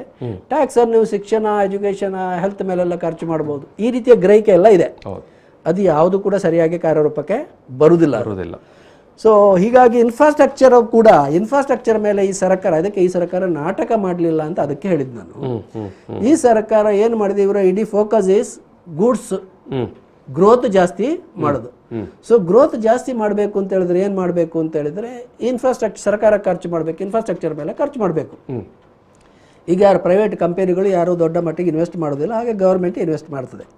ಸೊ ಇಲ್ಲಿ ಕೆಲಸ ಏನು ಅಂತ ಹೇಳಿದರೆ, ನೀವೀಗ ರಸ್ತೆ ಮಾಡಿದರೆ, ರೈಲ್ವೆ ಟ್ರ್ಯಾಕ್ ಹಾಕಿದರೆ, ಏರ್ಪೋರ್ಟ್ ಮಾಡಿದರೆ, ಹಾರ್ಬರ್ ಮಾಡಿದರೆ, ಇದೆಲ್ಲ ಮಾಡಿದರೆ ಏನಾಗ್ತದೆ ಅಂತ ಹೇಳಿದ್ರೆ, ಈಗ ರಸ್ತೆ ಹೈವೇ ಮಾಡ್ತೀರಿ ನೀವು ಕಿಲೋಮೀಟರ್ ಗಟ್ಟಲೆ, 25,000 ಕಿಲೋಮೀಟರ್ ಮಾಡೋ ಯೋಜನೆ ಇದೆ ಅಂತ ಹೇಳಿದ್ರು. ಮಾಡಿದ್ರೆ ಏನಾಗ್ತದೆ ಅಂತ ಹೇಳಿದ್ರೆ, ರಸ್ತೆ ಡಾಮರ್ ಹಾಕೋದೆಲ್ಲ ಮೆಷಿನ್ ಹಾಕ್ಬೋದು, ಬಟ್ ಸಾಕಷ್ಟು ಜನರಿಗೆ ಸುತ್ತಮುತ್ತ ಸುಮಾರು 70 ಕಿಲೋಮೀಟರ್ ಅಷ್ಟು ಆಗ್ಲಿಕ್ಕೆ ಉಂಟು ಅಂತ ಪರ್ ಡೇ. ಹೌದು. ಅಂದ್ರೆ ಅದೇ ಸಂದರ್ಭದಲ್ಲಿ ಸ್ವಲ್ಪ ಕೆಲಸನೂ ಸೃಷ್ಟಿ ಆಗ್ತದೆ, ಎಂಪ್ಲಾಯ್ಮೆಂಟ್ ಕೂಡ ಸೃಷ್ಟಿ ಆಗ್ತದೆ ಅಂತ ಹೇಳುವ ಒಂದು ಲೆಕ್ಕಾಚಾರ. ಸೊ ಇದು ಒಂದು. ಎರಡನೇದ್ದು, ಇನ್ಫ್ರಾಸ್ಟ್ರಕ್ಚರ್ ಆದ ನಂತರ ನಿಮ್ಮ ಡೆವಲಪ್ಮೆಂಟ್ ಜಾಸ್ತಿ ಆಗ್ತದೆ, ಗ್ರೋತ್ ಜಾಸ್ತಿ ಆಗ್ತದೆ. ಸೊ ಆಗ ಆದಾಯ ಜಾಸ್ತಿ ಆಗ್ತದೆ. ಅಂದ್ರೆ ಇದು ಮುಂದೆ ಯಾವತ್ತೋ ಅಷ್ಟೊತ್ತಿಗೆ ಬಡವರು ಇರ್ತಾರ ಇಲ್ಲೋ ಗೊತ್ತಿಲ್ಲ ನನಗೆ, ಇವರು ಸತ್ತು ಹೋಗ್ತಾರ ಅಂತೇಳಿ. ಸೊ ಹಾಗಾಗಿ ಹಿಂದಿನ ಬಜೆಟ್ ಅಲ್ಲಿ 6.5 ಲಕ್ಷ ಕೋಟಿ ಇದ್ದದ್ದನ್ನು ಈ ಸಾರಿ 7.5 ಲಕ್ಷ ಕೋಟಿಗೆ ಇನ್ಕ್ರೀಸ್ ಮಾಡಿದ್ದಾರೆ. It's a very big amount. ಇದರ ಹಿಂದೆ ಬೇರೆ ಕಥೆನೂ ಇದೆ. ಏನಿದೆ ಅಂತ ಹೇಳಿದ್ರೆ, ಅವತ್ತೊಂದು ಸಾರಿ ನಾವು ನ್ಯಾಷನಲ್ ಅಸೆಟ್ ಮಾನಿಟೈಸೇಷನ್ ಬಗ್ಗೆ ಮಾತಾಡಿದ್ದೇವೆ. ನ್ಯಾಷನಲ್ ಅಸೆಟ್ ಮಾನಿಟೈಸೇಷನ್ ಯಾಕೆ ಮಾಡ್ತಾರೆ, ನ್ಯಾಷನಲ್ ಇನ್ಫ್ರಾಸ್ಟ್ರಕ್ಚರ್ ಫಂಡ್ ಅಂತ ಒಂದು ಕ್ರಿಯೇಟ್ ಮಾಡ್ತಾ ಇದೆ ಗವರ್ಮೆಂಟಿಗೆ. ನಮ್ಮ ಪ್ರಧಾನಿಯವರ ಕನಸದು 111 ಲಕ್ಷ ಕೋಟಿ ಇದ್ದದು ನ್ಯಾಷನಲ್ ಇನ್ಫ್ರಾಸ್ಟ್ರಕ್ಚರ್ ಫಂಡ್ ಅಂತೇಳಿ. ಅಂದರೆ ಭಾರಿ ದೊಡ್ಡ ಮಟ್ಟಿಗೆ ಇನ್ಫ್ರಾಸ್ಟ್ರಕ್ಚರ್ ಕ್ರಿಯೇಟ್ ಮಾಡಬೇಕು ಅಂತ.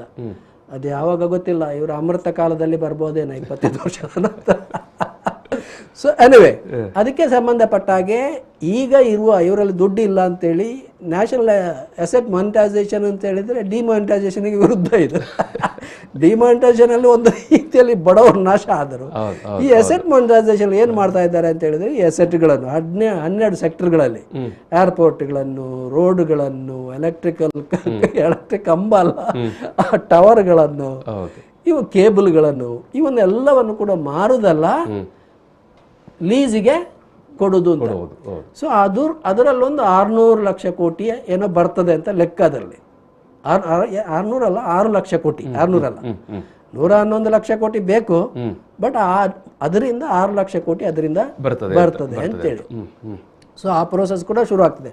ಅದರ ಭಾಗವಾಗಿಯೇ ಇನ್ಫ್ರಾಸ್ಟ್ರಕ್ಚರ್ ಇನ್ವೆಸ್ಟ್ಮೆಂಟ್, ಇದು ಹೆವಿ ಇನ್ವೆಸ್ಟ್ಮೆಂಟ್ ಅದರ ಭಾಗವಾಗಿ. ಸೊ ಹಾಗೆ ಅದರ ಅರ್ಥ ಏನು ನಾನು ಹೇಳಿದಲ್ಲ, ಇನ್ಫ್ರಾಸ್ಟ್ರಕ್ಚರ್ಗೆ ಮಾಡಿದರೆ ಅದರಲ್ಲಿ ಸ್ವಲ್ಪ ಎಂಪ್ಲಾಯ್ಮೆಂಟ್ ಕ್ರಿಯೇಟ್ ಆಗ್ತದೆ, ಅದರಿಂದ ಹೆಚ್ಚು ಲಾಂಗ್ ಟರ್ಮ್ ಅಲ್ಲಿ ನಿಮಗೆ ಗ್ರೋತ್ ಜಾಸ್ತಿ ಆಗ್ತದೆ. ಗ್ರೋತ್ ಜಾಸ್ತಿ ಆದರೆ ಬಡತನ ಕಡಿಮೆ ಆಗ್ತದೆ ಅಂತ ಹೇಳುವ ಭಾರಿ ಹಲಸಲ ಆಲೋಚನೆ ಇದು. ಲಾಂಗ್ ಟರ್ಮ್ ಅಂತ ಹೇಳಿದ್ರೆ, ಮೊನ್ನೆಲ್ಲ ಹೇಳ್ತಾ ಇದ್ರು ಸುಮಾರು 25 ವರ್ಷಗಳ ದೂರದೃಷ್ಟಿಯ ಬಜೆಟ್ ಅಂತ. ಈಗ ನೋಡಿ, ನಾಳೆ ಮಾಡ್ತೇನೆ, ಬರೋ ವರ್ಷ ಮಾಡ್ತೇನೆ ಅಂತ ಹೇಳಿದ್ರೆ ನೀವು ಕೇಳ್ತೀರಿ ನೆನಪಲ್ಲಿ. 25 ವರ್ಷದಲ್ಲಿ ಯಾರು ಇರ್ತಾರೆ ಸ್ವಾಮಿ? ಅವ್ರು ಇರ್ತಾರ? ನಾವಿರ್ತೇವ? ಯಾವಾಗಲೂ ಇವರಿಗೆ 25 ವರ್ಷ ಬಿಡಿ. ಕರೆಕ್ಟಾಗಿ ಇವರು, ನಾನು ಹೇಳಿದಲ್ಲ, 2014ರಲ್ಲಿ ಇವರು ಅಧಿಕಾರಕ್ಕೆ ಬಂದರು. ಇವು ಸುಮ್ಮನೆ ಈ 10 ವರ್ಷ ಆಲೋಚನೆ ಮಾಡೋ ಬದಲು ಏನು ಹಿಂದೆ ಇತ್ತು ಅದನ್ನೇ ಮುಂದುವರಿಸ್ತಾ ಹೋದರೆ ಇವತ್ತು ಕೂಡ ಒಂದು 8% ಗ್ರೋತ್ ಇರ್ತಿತ್ತು ನಮ್ಮಲ್ಲಿ. ಓಕೆ 2016ಕ್ಕೆ 8.26 ನಮ್ಮ GDP ಇತ್ತು. ಇವರು ಅಧಿಕ ಪ್ರಸಂಗದಿಂದ ನಾನು ಹೇಳಿದಲ್ಲ, ಡಿಮಾನಿಟೈಸೇಷನ್ ತಂದ ಕೂಡಲೇ 1% ಕಡಿಮೆ ಆಯ್ತು. ನಗದು ವಾಪಸೀಕರಣ ಮಾಡಿದ್ರಿಂದ GST ತಂದು ಪುನಃ 1% ಕಡಿಮೆ ಆಯ್ತು.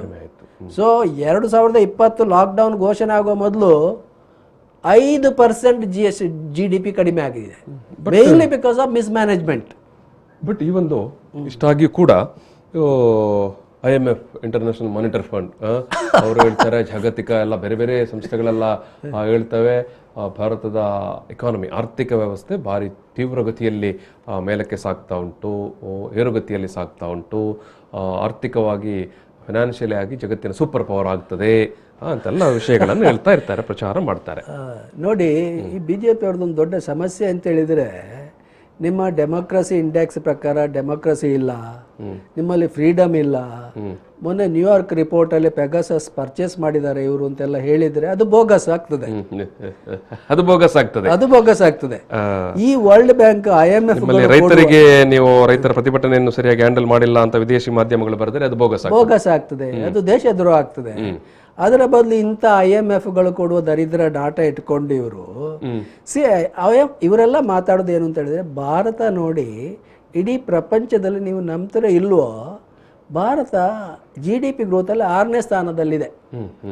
6ನೇ ಸ್ಥಾನದಲ್ಲಿ ಅಂತ ಹೇಳಿದ್ರೆ ಅಮೇರಿಕಾ ಫಸ್ಟ್ ಪ್ಲೇಸಲ್ಲಿದೆ, ಚೈನಾ ಸೆಕೆಂಡ್ ಪ್ಲೇಸಲ್ಲಿದೆ, ಮತ್ತೆ ಕೆಲವು ದೇಶಗಳೆಲ್ಲ ಜಪಾನು ಇವೆಲ್ಲ ಇದೆ. ನಮ್ಮದು ಈಗ 2.5 ಟ್ರಿಲಿಯನ್ ಅಥವಾ 3 ಟ್ರಿಲಿಯನ್ ಇರ್ಬೋದು. ಅಮೇರಿಕದ 25 ಟ್ರಿಲಿಯನ್ ಇದೆ, 25 ಟ್ರಿಲಿಯನ್. ಚೈನಾದ್ದು ಹಿಂದೆ 15 ಟ್ರಿಲಿಯನ್ ಇತ್ತು, ಈಗ 19 ಟ್ರಿಲಿಯನ್ 20 ಟ್ರಿಲಿಯನ್ ಹತ್ತಿರ ಆಗಿದೆ, ಸೆಕೆಂಡ್ ಪೊಸಿಷನ್ ಅಲ್ಲಿ ಇದೆ. ಸೊ ಇದು ಈ ಟ್ರಿಲಿಯನ್ ಲೆಕ್ಕ ಹಾಕಿದ್ರೆ ನಮ್ದು ಸ್ವಲ್ಪ ಅಂದ್ರೆ 6ನೇ ಸ್ಥಾನದಲ್ಲಿ ಕಾಣ್ತೇವೆ. ಯಾಕಂದ್ರೆ ಒಂದು ದೇಶದಲ್ಲಿ 140 ಕೋಟಿ ಜನ ಏನೋ ಮಾಡ್ತಾ ಇರ್ತಾರೆ ಸ್ವಾಮಿ. GDP ಅಂತ ಹೇಳಿದ್ರೆ ಯು ಆರ್ ಡೂಯಿಂಗ್ ಸಮಥಿಂಗ್. ನೀವು ಬದುಕಲಿಕ್ಕೆ ಸರ್ಕಾರ ಇರಲಿ ಇಲ್ಲದಿರಲಿ, ಬದುಕಲಿಕ್ಕೆ ನೀವೇನೋ ಮಾಡ್ಲೇಬೇಕಲ್ಲ, ಏನಾದ್ರೂ ವ್ಯವಸ್ಥೆ ಮಾಡ್ಕೊಂಡಿರ್ತೀರಿ, ಕೃಷಿ ಮಾಡ್ಬೇಕಾ, ಕೆಲಸನ ಮಾಡ್ಬೇಕಾ, ಇಂಡಸ್ಟ್ರಿ ಏನೋ ಒಂದು ಸೈಕಲ್ ರಿಪೇರಿ ಶಾಪ ಏನೋ ಮಾಡಬೇಕು. ನೀವು ಮಾಡಿದ ಕೂಡಲೇ ಏನು ಆಕ್ಟಿವಿಟೀಸ್ ಮಾಡಿ ಅದನ್ನು ಖರ್ಚು ಮಾಡಿದ ಕೂಡಲೇ GDPಗೆ ಸೇರ್ತದೆ. ಹಾಗಾಗಿ ನಮ್ಮ ಸಂಖ್ಯೆ ನೀವು GDP ಅನ್ನು ನೋಡೋದು ಆ ಸ್ಥಾನದಲ್ಲ, ಪರ್ ಕ್ಯಾಪಿಟ GDP ನೋಡಬೇಕು, ವೈಯಕ್ತಿಕ ವ್ಯಕ್ತಿಗತ ತಲಾ GDP ತಲಾ GDP ಲೆಕ್ಕ ಹಾಕಿದ್ರೆ ನಾವು ಎಲ್ಲೋ ಇದ್ದೇವೆ, ಬಡ ದೇಶ ಸಾಲಲ್ಲಿ ಇದ್ದೇವೆ. ಆ GDP ಅನ್ನು 140 ಕೋಟಿ ಜನರಿಂದ ಭಾಗಿಸಿದ್ರೆ ನಿಮಗೆ ತಲಾ GDP ಸಿಗ್ತದೆ. ಸೊ ಗ್ರೋತ್ 9%, 8% ಇದೆಲ್ಲ ನಾವೀಗ ಏನು ಗ್ರೋತ್ ಯಾವಾಗಲೂ ನೀವು ಲೆಕ್ಕ ಹಾಕೋದು ಹೇಗೆ ಅಂತ ಹೇಳಿದ್ರೆ, ಹಿಂದಿನ ವರ್ಷಕ್ಕೆ ಕಂಪೇರ್ ಮಾಡಿ. ಹಿಂದಿನ ವರ್ಷ ನಿಮ್ದು 100% ಗ್ರೋತ್ ಇದ್ರೆ ಈ ವರ್ಷ 105 ಆದರೆ 5% ಗ್ರೋತ್ ಆಯ್ತು ಅಂತ ನಾವು ಹೇಳ್ತೇವೆ. ಸೊ ಹಿಂದಿನ ವರ್ಷ ಒಂದು ವೇಳೆ ಕಡಿಮೆ ಆದರೆ, ಈಗ ಹಿಂದಿನ ವರ್ಷ ಗ್ರೋತ್ ಆದ್ಯ ಒಂದು 90 ಅಂತ ಆದ್ರೆ ಈ ವರ್ಷ ನಿಮಗೆ 100 ಆದ್ರೂ 10% ಗ್ರೋತ್ ಆಯ್ತು. ಅಂದ್ರೆ ಬೇಸ್ ಇದೆ ಅಲ್ಲ, ನೀವು ಕಂಪೇರ್ ಮಾಡೋದು ಅದು ತುಂಬಾ ಕಡಿಮೆ ಇದ್ರೆ. ನಮ್ಮ 2 ಪೆಂಡಮಿಕ್ ಇಯರ್ ಅಲ್ಲಿ, ಫಸ್ಟ್ ಪೆಂಡಮಿಕ್ ಇಯರ್ 7.1 ನಮ್ದು ಮೈನಸ್ ಗ್ರೋತ್ ಇದೆ. ಸೊ ಈಗ ಅದನ್ನೆಲ್ಲ ರಿಕವರಿ ಆಗಿ ನಮಗೆ ಹಿಂದಿನ ಮಟ್ಟಕ್ಕೆ ಬರಬೇಕಾದರೂ 1-2 ವರ್ಷ ಬೇಕಾಗ್ತದೆ. ನಾವು ಹಿಂದೆ ನಾನು ಹೇಳಿದೆ 2016ರ ಮಟ್ಟಕ್ಕೆ ನಾವು ಹೋಗ್ಲಿಕ್ಕೆ ಸಾಧ್ಯ ಇಲ್ಲ ಅಂತ. 2014 8.26 GDP ಗ್ರೋತ್ ಇತ್ತು, ಆ ಮಟ್ಟಕ್ಕೆ ಹೋಗ್ಲಿಕ್ಕೆ ಸಾಧ್ಯನೇ ಇಲ್ಲ. ಕೆಲವರು ಎಕ್ಸ್ಪರ್ಟ್ಗಳ ಪ್ರಕಾರ GDP ಗ್ರೋತ್ ನಮ್ಮಲ್ಲಿ 5-6% ರೇಂಜಲ್ಲಿ ಬರ್ಬೋದು ನಾರ್ಮಲೈಸ್ ಆದ ನಂತರ.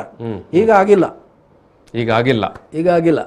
ಆದ ನಂತರ ಈಗೇನು ಅಂತ ಹೇಳಿದ್ರೆ ನಾವು ಹಿಂದಿನ ವರ್ಷಕ್ಕೆಲ್ಲ ಕಂಪೇರ್ ಮಾಡಿಕೊಂಡು ಆಗ ಬಾರಿ ಕಡಿಮೆ ಇದೆ, ಅದಕ್ಕೆ ಕಂಪೇರ್ ಮಾಡಿದರೆ ಗ್ರೋತ್ ಇದೆ ಅಂತ. ಆ ಗ್ರೋತ್ ಎಲ್ಲ ಹಿಂದಿನ ಹೊಂಡ ತುಂಬಿಸ್ಲಿಕ್ಕೆ ಬೇಕಾಗ್ತದೆ. ಸೊ ಅದೆಲ್ಲ ಅಷ್ಟು ಸೀರಿಯಸ್ ಆಗಿ ತಗೊಳ್ಬೇಕಾದ ಅಂಕಿ ಅಂಶಗಳು ಅಲ್ಲ ನನ್ನ ಪ್ರಕಾರ. ಸೊ ಎರಡನೇದು ಖಾಲಿ ಇನ್ಫ್ರಾಸ್ಟ್ರಕ್ಚರ್ ಮಾತ್ರ. ಇಲ್ಲಿ ಮತ್ತೊಂದು ಈ ಬಜೆಟಲ್ಲಿ ನಾನು ನೋಡಿದ್ದೇನು ಅಂತ ಹೇಳಿದ್ರೆ, ಎಲ್ಲದಕ್ಕೂ ಡಿಜಿಟಲ್ ಸೊಲ್ಯೂಷನ್ ಮಾರ್ರೆ.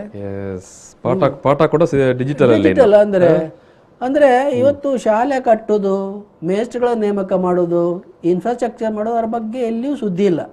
ಪ್ರತಿ ಶಾಲೆಗೆ ಒಂದು TV ಕೊಡುವ ಪ್ರೋಗ್ರಾಮ್ ಇದೆ, 200 ಹೊಸ TV ಚಾನಲ್, ಮತ್ತೆ ಸಂಪೂರ್ಣವಾಗಿ ಏನು ಡಿಜಿಟಲ್ ಮೂಲಕ ಪಾಠ ಪ್ರವಚನ ಅನ್ನುವಂಥದ್ದು ಭಾರಿ ದೊಡ್ಡ ಮಟ್ಟದಲ್ಲಿ ಅದು ಫೋಕಸ್ ಆಗಿದೆ.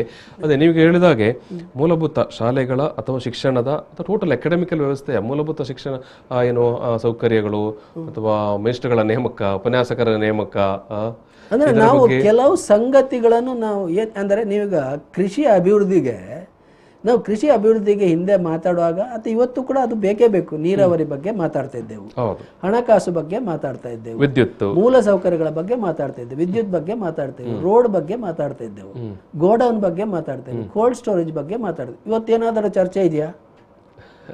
ಇದು ಕೃಷಿ ಅಭಿವೃದ್ಧಿ ಅಂತ ಹೇಳಿದ್ರೆ ಕಾನೂನು, ಮಾರ್ಕೆಟು, ATM, PATM, ಡಿಜಿಟಲೈಸ್ ಮಾಡೋದು. ನೋಡಿ, ಅದಕ್ಕೆಲ್ಲ ಈ ಡಿಜಿಟಲೈಸೇಷನ್ಗೆ ಒಂದು ಹಂತದ ಇಂಪಾರ್ಟೆನ್ಸ್ ಇದೆ. ಬಟ್ ಅದು ಅಲ್ಲ ಸ್ವಾಮಿ. ಮೂಲ ಸೌಕರ್ಯ ಇಲ್ಲದಿದ್ರೆ ನೀವು ಕೃಷಿ ಅಭಿವೃದ್ಧಿ ಆಗಬೇಕಿದ್ರೆ ಅವರಿಗೆ ಸ್ಯಾಟಲೈಟ್ ಕನೆಕ್ಷನ್ ಮಾಡಿ, ಇದು ಸ್ಮಾರ್ಟ್ ಫೋನಲ್ಲಿ ಎಲ್ಲವೂ ತೋರಿಸಿದ್ರು ಸಾಕಾಗುದಿಲ್ಲ. ಅವನಿಗೆ ಗೊಬ್ಬರ ಪೇಟೆಯಿಂದ ಹೊಲಕ್ಕೆ ಹೋಗ್ಬೇಕು, ಹೊಲದಲ್ಲಿ ಬೆಳೆದ ಕೃಷಿ ಮಾರ್ಕೆಟ್ಗೆ ಹೋಗ್ಬೇಕಾದ್ರೆ ರೋಡ್ ಬೇಕು, ಸರ್ವಋತು ರಸ್ತೆ ಬೇಕು, ನೀರು ಎತ್ತಬೇಕಾದ್ರೆ ಕರೆಂಟ್ ಬೇಕು, ಅದು ಸೋಲಾರ್ ಇರಬಹುದು, ಈ ಪವರ್ ಬೇಕು. ಇದನ್ನೆಲ್ಲ ಮಾಡ್ಬೇಕಾದ್ರೆ ಲೋನ್ ಬೇಕು. ಇದು ಯಾವುದರ ಬಗ್ಗೆನೂ ಮಾತಾಡದೆ, ಸೊ ಅದೇ ರೀತಿ ಎಜುಕೇಶನ್ ಬಗ್ಗೆ ಮಾತಾಡುವಾಗಲೂ ನಾವು ಇವತ್ತು ಈ ಪೆಂಡಮಿಕ್ ಬಂತು ಅಂತ ನಾವೆಲ್ಲ ಆನ್ಲೈನ್ ಎಜುಕೇಶನ್ಗೆ ಹೋದ್ದು, ಒಂದು ಪರ್ಯಾಯ ಅದು ಅಂದ್ರೆ ಟೆಂಟೇಟಿವ್. ಬಟ್ ತಾತ್ಕಾಲಿಕ ವ್ಯವಸ್ಥೆ ಇವತ್ತು ಯಾವ ಲೆವೆಲ್ಗೆ ಬಂದಿದೆ ಅಂತ ಹೇಳಿದ್ರೆ ಡಿಜಿಟಲ್ ಯೂನಿವರ್ಸಿಟಿ. ಸೊ ಇವತ್ತು ಎಂತ ಸಣ್ಣ ಮಕ್ಕಳಿಗೆ ನೀವು ಟಿವಿ ಕೊಡ್ತೇವೆ ಅಂತ ಹೇಳಿದ್ರೆ ಅದರ ಅರ್ಥ ಏನು? ಅವರಿಗೆ ಒಂದು ಟಿವಿ ನೋಡಿ ವಿದ್ಯೆ ಬರ್ತದ ಸ್ವಾಮಿ? ಟಿವಿಯಲ್ಲಿ ಶಿಕ್ಷಕರ ಜೊತೆಗೆ ಮಕ್ಕಳು ಮುಖಾಮುಖಿ ಆದಾಗಲೇ ಅವರ ಸರ್ವಾಂಗೀಣವಾದಂಥ ಒಂದು ಅಭಿವೃದ್ಧಿ ಆಗುತ್ತೆ ಅಂತ ನಾವು ನಂಬಿಕೊಂಡದ್ದು, ಮತ್ತೆ ಅದು ಅನುಭವಿಸಿಕೊಂಡು ಬಂದದ್ದು. ಅಂದ್ರೆ ನೀವು ಎಲ್ಲಿಗೆ ಏನು ಮಾಡ್ತಾ ಇದ್ದೀರಿ ಅಂತ ಈಗ ಅಂತ ಹೇಳಿ, ಇದು ಯಾರಿಗೆ? ಇದು ಬಡವರಿಗೆ. ಇದು ಡಿಜಿಟಲ್ ಎಲ್ಲ ಇದೇ ಸೆಂಟ್ರಲ್ ಗವರ್ಮೆಂಟ್ ಏನ್ ಮಾಡ್ತಾ ಇದೆ ಅಂತ ಸೆಂಟ್ರಲ್ ಯೂನಿವರ್ಸಿಟಿಗಳಿಗೆ ಕೆಲವು 7,000 ರಿಂದ 8,000 ಕೋಟಿ ಕೊಟ್ಟಿದೆ. ಈ ಸಾರಿ ಕೂಡ ಇನ್ನೇನು ಕೊಡ್ತಾನೆ ಇದೆ, ಬಜೆಟ್ ಅಲೋಕೇಶನ್ ಮಾಡಿದೆ. ಅದೇ ಸೆಂಟ್ರಲ್ ಇನ್ಸ್ಟಿಟ್ಯೂಷನ್ಸ್ ಇವೆ, ನ್ಯಾಷನಲ್ ಇನ್ಸ್ಟಿಟ್ಯೂಟ್ ಆಫ್ ಟೆಕ್ನಾಲಜಿ ಇರಬಹುದು, ನ್ಯಾಷನಲ್ ಇನ್ಸ್ಟಿಟ್ಯೂಟ್ ಆಫ್ ಮ್ಯಾನೇಜ್ಮೆಂಟ್ಸ್ ಇರಬಹುದು, ಅದಕ್ಕೆ ಕೂಡ ಧಾರಾಳ ಫಂಡ್ ಕೊಡ್ತಾ ಇದೆ. ಅಂದ್ರೆ ಒಂದು ಸಣ್ಣ ವರ್ಗಕ್ಕೆ ದೊಡ್ಡ ಸವಲತ್ತು ಕೊಡುದು. ಅಲ್ಲಿ ಅವರಿಗೆ ಒಳ್ಳೆ ಕ್ಯಾಂಪಸ್, ಲೈಬ್ರರಿ, ಅಲ್ಲಿ ಟಿವಿಯಲ್ಲಿ ವಿದ್ಯೆ ಎಲ್ಲ ಅವರಿಗೆ. ಅಷ್ಟೆಲ್ಲದಲ್ಲಿ ಒಟ್ಟಾಗಿ ಒಂದು 10,000 ಜನ ಓದ್ತಾ ಇರಬಹುದು ಅಷ್ಟೇ ಇಡೀ ದೇಶದಲ್ಲಿ. 10 20 1 ಲಕ್ಷನೇ ಇಡೀರಿ. ಆದ್ರೆ 1 ಲಕ್ಷ ಜನಕ್ಕೆ ನೀವು ಕೋಟಿಗಟ್ಟಲೆ ವಿನಿಯೋಜನೆ ಮಾಡ್ತೀರಿ. ಇಲ್ಲಿ ಕೋಟಿಗಟ್ಟಲೆ ಜನಕ್ಕೆ ಟಿವಿ ಮೂಲಕ ಶಿಕ್ಷಣ ಕೊಡ್ತೀರಿ ಅಂತ ಹೇಳಿದ್ರೆ ನೀವು ಪ್ರಯಾರಿಟಿ ಏನು? ಅಂದ್ರೆ ಒಂದು ವರ್ಗವನ್ನೇ ನೀವು ಸಂಪೂರ್ಣ ಬಿಟ್ಟು ಬಿಟ್ಟಿದ್ದೀರಿ. ಅವ್ರು ಉದ್ಧಾರ ಆಗೋದಿಲ್ಲ. ಅಂದರೆ ಶತಮಾನಗಳಿಂದ ಇದೇ ವೇದ, ಪುರಾಣ, ಮನುಶಾಸ್ತ್ರ ಅಂತ ಅವರ ತಲೆಗೆ ಸಗಣಿ ತುಂಬಿ ಅವ್ರನ್ನ ಆ ಲೆವೆಲ್ಗೆ ಇಟ್ಟದ್ದು ಮಾತ್ರ ಅಲ್ಲ, ಇನ್ನೂ ಕೂಡ ಜನ್ಮಕ್ಕೆ ಉದ್ಧಾರ ಆಗದಾಗೆ ನೀವು ಇವತ್ತು ನಿಜವಾಗಿ ಶಿಕ್ಷಣ ಕೊಡಬೇಕು. ಪ್ರತಿ ಊರಲ್ಲಿ ಕೂಡ ಇವತ್ತೇನಾಗ್ತದೆ ಅಂತ ಹೇಳಿದ್ರೆ ಲೈಬ್ರರಿಗಳನ್ನು ಮುಚ್ಚಿ ಭಜನಾ ಮಂದಿರಗಳು ಶುರು ಮಾಡ್ತಾ ಇದ್ದಾರೆ. ಲೈಬ್ರರಿಗಳನ್ನು ಮುಚ್ಚಿ ಯಾಕೆ ಕೇಳಿದ್ರೆ ನಾನು ನಮ್ಮ ಊರಲ್ಲೇ ನೋಡಿದ್ದೇನೆ. ಯಾಕೆ ಸ್ವಾಮಿ ಅಂತ, ಅಲ್ಲಿ ಲೈಬ್ರರಿ ಜನ ಬರುವುದಿಲ್ಲ, ಬರುವ ಹಾಗೆ ಮಾಡಬೇಕು, ಅದಿಲ್ಲ ಮುಚ್ಚಿ ಪೀಪಲ್ಸ್ ಫ್ರೆಂಡ್ಲಿ ಮಾಡಬೇಕು ಅಂತ ಅದರ ಬದಲು ಭಜನಾ ಮಂದಿರ ಶುರುವಾಗಿದೆ. ಜನರಿಗೆ ವೈಜ್ಞಾನಿಕ ಚಿಂತನೆ ಬದಲು ಮೌಢ್ಯ ನೀವು ನೋಡ್ತಾ ಇದ್ದೀರಲ್ಲ. ಜನರು ಇವತ್ತು ನಮ್ಮಲ್ಲಿ ಮೇಜರ್ ಯುವ ಜನರು ಎಂಪ್ಲಾಯ್ಮೆಂಟ್ ಇಲ್ಲದೆ ಸರಿಯಾದ ಎಜುಕೇಶನ್ ಸಫರ್ ಆಗ್ತದ್ರೆ ಅದರ ಮಧ್ಯೆ ಇವರು ಹಿಜಾಬ್ ಅಂತ ಹಿಡ್ಕೊಂಡು ಆ ಜನರನ್ನು ಡಿವೈಡ್ ಮಾಡಿ ಇವರು ಒಂದಾದ್ರೂ ಜನರನ್ನು ಒಟ್ಟು ಸೇರಿಸುವ ಒಂದು ಕಾರ್ಯಕ್ರಮ ಆದರೆ ಇದೆಯಾ ಇವರಲ್ಲಿ ಅಂತ ನನಗೆ ಡೌಟ್ ಆಗ್ತಾ ಇದೆ. ಜನರು ಹೊಡೆಯೋದು, ಜಗಳಕ್ಕೆ ಹಚ್ಚೋದು, ಜಾತಿ ಹೆಸರಲ್ಲಿ, ಧರ್ಮದ ಹೆಸರಲ್ಲಿ, ಧರ್ಮ ಸೂಕ್ಷ್ಮ ವಿಚಾರಗಳಲ್ಲಿ. ಆಮೇಲೆ ಈ ನಡುವೆ ಉದ್ಯೋಗ ಸೃಷ್ಟಿಯ ಬಗ್ಗೆ ಏನಾದರೂ ವಿಶೇಷವಾಗಿ ಫೋಕಸ್ ಮಾಡುತ್ತಾ ಈ ಬಜೆಟ್? ನೋಡಿ, ಉದ್ಯೋಗ ಸೃಷ್ಟಿ ಬಗ್ಗೆ ಇವರು ಅದನ್ನೇ ನಾನು ಹೇಳ್ತಾ ಇರೋದು. ಉದ್ಯೋಗ ಸೃಷ್ಟಿ ಮಾಡಬೇಕಾದ್ರೆ ದೊಡ್ಡ ಮಟ್ಟಿಗೆ ಉದ್ಯೋಗ ಸೃಷ್ಟಿ ಆಗ್ತಾ ಇರೋದು ದೊಡ್ಡ ಇಂಡಸ್ಟ್ರಿಗಳಲ್ಲಿ ಆಗ್ತಾ ಇಲ್ಲ. ಉದ್ಯೋಗ ಸೃಷ್ಟಿ ಆಗ್ತಾ ಇರೋದು ಸಣ್ಣ, ಅತಿ ಸಣ್ಣ, ಮಧ್ಯಮ ಇಂಡಸ್ಟ್ರಿಗಳಲ್ಲಿ. ಸೊ ಸಣ್ಣ, ಅತಿ ಸಣ್ಣ ಅಂತ ಹೇಳಿದ್ರೆ ಹಿಂದೆ 25 ಲಕ್ಷಕ್ಕಿಂತ ಕಡಿಮೆ ಇನ್ವೆಸ್ಟ್ಮೆಂಟ್ ಇದ್ದದ್ದು, ಅಥವಾ ಈಗ ಅದು 1 ಕೋಟಿಗಿಂತ ಕಡಿಮೆ ನಿಯೋಜನೆ ಇದ್ದು ಅತಿ ಸಣ್ಣ ಉದ್ದಿಮೆ. ಸೊ 1 ಕೋಟಿಯಿಂದ 5 ಕೋಟಿ ನಿಯೋಜನೆ ಇದ್ದದ್ದು ಸಣ್ಣ ಉದ್ದಿಮೆ.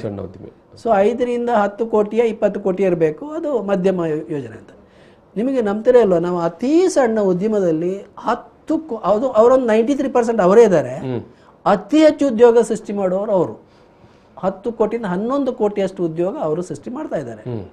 ಇವರು ಮೇಲೆ ಹೋದಾಗೆ, ಬಂಡವಾಳ ಜಾಸ್ತಿ ಆದಾಗೆ ಕೆಲವು ಲಕ್ಷ ಉದ್ಯೋಗನ ಇವರು ಸೃಷ್ಟಿ ಮಾಡ್ತಾ ಇಲ್ಲ. ನಾನು ಸಣ್ಣ ಮತ್ತೆ ಮಧ್ಯಮ ಗಾತ್ರದ ಬಗ್ಗೆನೇ ಮಾತಾಡ್ತಾ ಇದ್ದೇನೆ. ಅವರ ಕಾಂಟ್ರಿಬ್ಯೂಷನ್ ಉದ್ಯೋಗಕ್ಕೆ ದೊಡ್ಡದಿದೆ. ಅಂದ್ರೆ ನಾನು ಹೇಳಿದ ಎಲ್ಲಿ ಬಂಡವಾಳ ಕಡಿಮೆ ಹೂಡಿಕೆ ಇದೆ ಅಲ್ಲಿ ಅತಿ ಹೆಚ್ಚು ಉದ್ಯೋಗ ಸೃಷ್ಟಿ ಆಗ್ತದೆ. ಇದಕ್ಕೆ ನಾನು ಹೇಳ್ತಾ ಇರೋದು, ಗವರ್ಮೆಂಟ್ಗೆ ನಿಜವಾಗಿ ಉದ್ಯೋಗ ಸೃಷ್ಟಿ ಮಾಡುವ ಆಲೋಚನೆ ಇದ್ದರೆ ಇಡೀ ಇಂಡಸ್ಟ್ರಿಯಲ್ ಪಾಲಿಸಿ ರೀಓರಿಯೆಂಟ್ ಆಗಬೇಕು. ಇವತ್ತು ಇವರು ಸರ್ಕಾರಿ ಸವಲತ್ತಿದೆಲ್ಲ ಯಾವ ಮಾನದಂಡದಲ್ಲಿ ಕೊಡ್ತಾ ಇದ್ದಾರೆ ಅಂತ ಹೇಳಿದ್ರೆ, ಯಾರು ಜಾಸ್ತಿ ಬಂಡವಾಳ ಹೂಡಿದರೆ ಅವರಿಗೆ ಜಾಸ್ತಿ ಸವಲತ್ತು, ಅವನಿಗೆ ಜಾಸ್ತಿ ವಿನಾಯಿತಿ, ತೆರಿಗೆ ವಿನಾಯಿತಿ, ಪ್ರಾಕೃತಿಕ ಸಂಪನ್ಮೂಲ, ಭೂಮಿ ಕಡಿಮೆ ಬಡ್ಡಿಗೆ ಸಾಲ, ನಾನ್ ಪರ್ಫಾರ್ಮಿಂಗ್ ಸಾಲ ಕಟ್ಟದಿದ್ದರೂ ತೊಂದರೆ ಅಲ್ಲ, ರಿಯಾಯಿತಿ ಎಲ್ಲವೂ ಕೊಡ್ತೀರಿ ಅವನಿಗೆ. ಸೊ ಯಾರು ಅಂದರೆ ಅತಿ ಕ್ಯಾಪಿಟಲ್ ಮೇಲೆ ಡಿಪೆಂಡ್ ಆಗಿದೆ. ಅದನ್ನು ರಿವರ್ಸ್ ಮಾಡಬೇಕು. ಯಾರು ಉದ್ಯೋಗ ಸೃಷ್ಟಿ ಮಾಡ್ತಾರೆ ಅವರಿಗೆ ಜಾಸ್ತಿ ಸಪೋರ್ಟ್ ಸರ್ಕಾರ ಕೊಡ್ತಾರೆ ಅಂತ ತೀರ್ಮಾನ ಮಾಡಿದರೆ, ಜಾಸ್ತಿ ಉದ್ಯೋಗ ಸೃಷ್ಟಿ ಮಾಡಿದವರಿಗೆ ಜಾಸ್ತಿ ಬೆಂಬಲ, ಕಡಿಮೆ ಮಾಡಿದವರಿಗೆ ಕಡಿಮೆ, ಏನೋ ಉದ್ಯೋಗ ಮಾಡೋದವ್ರಿಗೆ ಏನೂ ಇಲ್ಲ ಅಂತ ಮಾಡಿದರೆ ಇಡೀ ಉದ್ಯೋಗ ಸೃಷ್ಟಿ ಆಗ್ತದೆ. ಈ ಇಂಡಸ್ಟ್ರಿಯಲ್ ನೀತಿಯಲ್ಲಿ ಉದ್ಯೋಗ ಸೃಷ್ಟಿ ಆಗಲಿಕ್ಕೆ ಸಾಧ್ಯನೇ ಇಲ್ಲ. ಇಟ್ ಇಸ್ ಅಗೇನ್ಸ್ಟ್ ಪೀಪಲ್, ಜನ ವಿರೋಧಿ ಅಭಿವೃದ್ಧಿ ನೀತಿ. ಈ ಸರ್ಕಾರ ಮಾತ್ರ ಅಲ್ಲ, ಈ ಸರ್ಕಾರಕ್ಕೂ ಇಂದಿನ ಸರ್ಕಾರಕ್ಕೆ ವ್ಯತ್ಯಾಸ ಅಂತ ಹೇಳಿದ್ರೆ, ಇಂದಿನ ಸರ್ಕಾರದವರು ತುಂಬಾ ನಾಜೂಕಾಗಿ ಮಾಡ್ತಾ ಇದ್ರು, ಇವರು ಬಾರಿ ಕ್ರೂಡ್ ಆಗಿ ಮಾಡ್ತಾ ಇದ್ದಾರೆ. ನೇರವಾಗಿ ಇವರಲ್ಲಿ ನಾಟಕ ಇಲ್ಲ ಅವ್ರದ್ದು. ಹೀಗಪ್ಪ ನಾವು ಇರುವುದೇ, ಏನ್ ಮಾಡ್ತೀರಾ ನೋಡುವ ಅಂತೇಳಿ. ಅಂದ್ರೆ ಮೇಲ್ಜಾತಿಗಳ ಸರ್ಕಾರ, ನಾವು ಹುಟ್ಟಿದ್ದೆ ಅಧಿಕಾರ ಮಾಡ್ಲಿಕ್ಕೆ, ಒಂದು 70 ವರ್ಷ ನಮ್ಮ ಕೈಯಿಂದ ಅಧಿಕಾರ ಹೋಗಿದೆ, ಸಿಕ್ಕಿದೆ, ಈಗ ಮಾಡ್ತೇವೆ ನಾವು, ನೀವೆಲ್ಲ ನಮ್ಮಿಂದ ಆಳಿಸಿಕೊಳ್ಳಿ ಇರುವವರು, ಆ ಆಟಿಟ್ಯೂಡ್ ಇವ್ರದ್ದು ಮಾಡ್ತಾರೆ ಅವರು. ಸೊ ಉದ್ಯೋಗ ಸೃಷ್ಟಿಯ ಬಗ್ಗೆ ನಾವು ಯಾವ ಭರವಸೆ ಇಡೀ ಇಂಡಸ್ಟ್ರಿಯಲ್ ಪಾಲಿಸಿ ಚೇಂಜ್ ಆಗದೆ, ಇಂಡಸ್ಟ್ರಿಯಲ್ ಪಾಲಿಸಿ ಮತ್ತೆ ಡೆವಲಪ್ಮೆಂಟ್ ಓರಿಯೆಂಟೇಷನ್. ನಾನು ಹೇಳಿದಲ್ಲ, ಡೆವಲಪ್ಮೆಂಟ್ ಓರಿಯೆಂಟೇಷನ್ ಸರಕು ಸೇವೆಗಳ ಪ್ರಮಾಣ. ಅಂದ್ರೆ ನೇರ ಹೀಗೆ ತಿನ್ನೋ ಬದಲು ಹೀಗೆ ಒಂದು ರೌಂಡ್ ತಂದು ತಿನ್ನೋದು. ನೀವು ನಾನು ಹೇಳ್ತಾ ಇರೋದು, ನೀವು ಇಡೀ ನಿಮ್ಮ ಅಭಿವೃದ್ಧಿಯ ಉದ್ದೇಶ ಜನರು ಅಂತಾದರೆ ಜನರಿಗೆ ಶಿಕ್ಷಣ ಕೊಡಿ, ಆರೋಗ್ಯ ಕೊಡಿ, ವಸತಿ ಕೊಡಿ, ಮೂಲ ಸೌಕರ್ಯ ಕೊಡಿ. ಅವರು ದುಡ್ದು ತಿಂತಾರೆ ಎಲ್ಲಿಯಾದರೂ. ಅವ್ರು ದುಡ್ದಾಗ GDP ಜಾಸ್ತಿ ಆಗ್ತದೆ. ಪವರ್ಫುಲ್ ನೇಷನ್ ಅಂದ್ರೆ ಜನ ಪವರ್ಫುಲ್ ಆಗ್ಬೇಕು, ಪ್ರತಿಯೊಬ್ಬರು ಪವರ್ಫುಲ್ ಆಗ್ಬೇಕು. ಕೆಲವರು ಇಂಡಸ್ಟ್ರಿಯಲಿಸ್ಟ್ ಕೋಟಿಗಟ್ಟಲೆ ಸಂಪಾದನೆ ಮಾಡಿದ್ರೆ ದೇಶ ಪವರ್ಫುಲ್ ಆಗುದಿಲ್ಲ. That is a very weak nation ಆಗ್ತದೆ.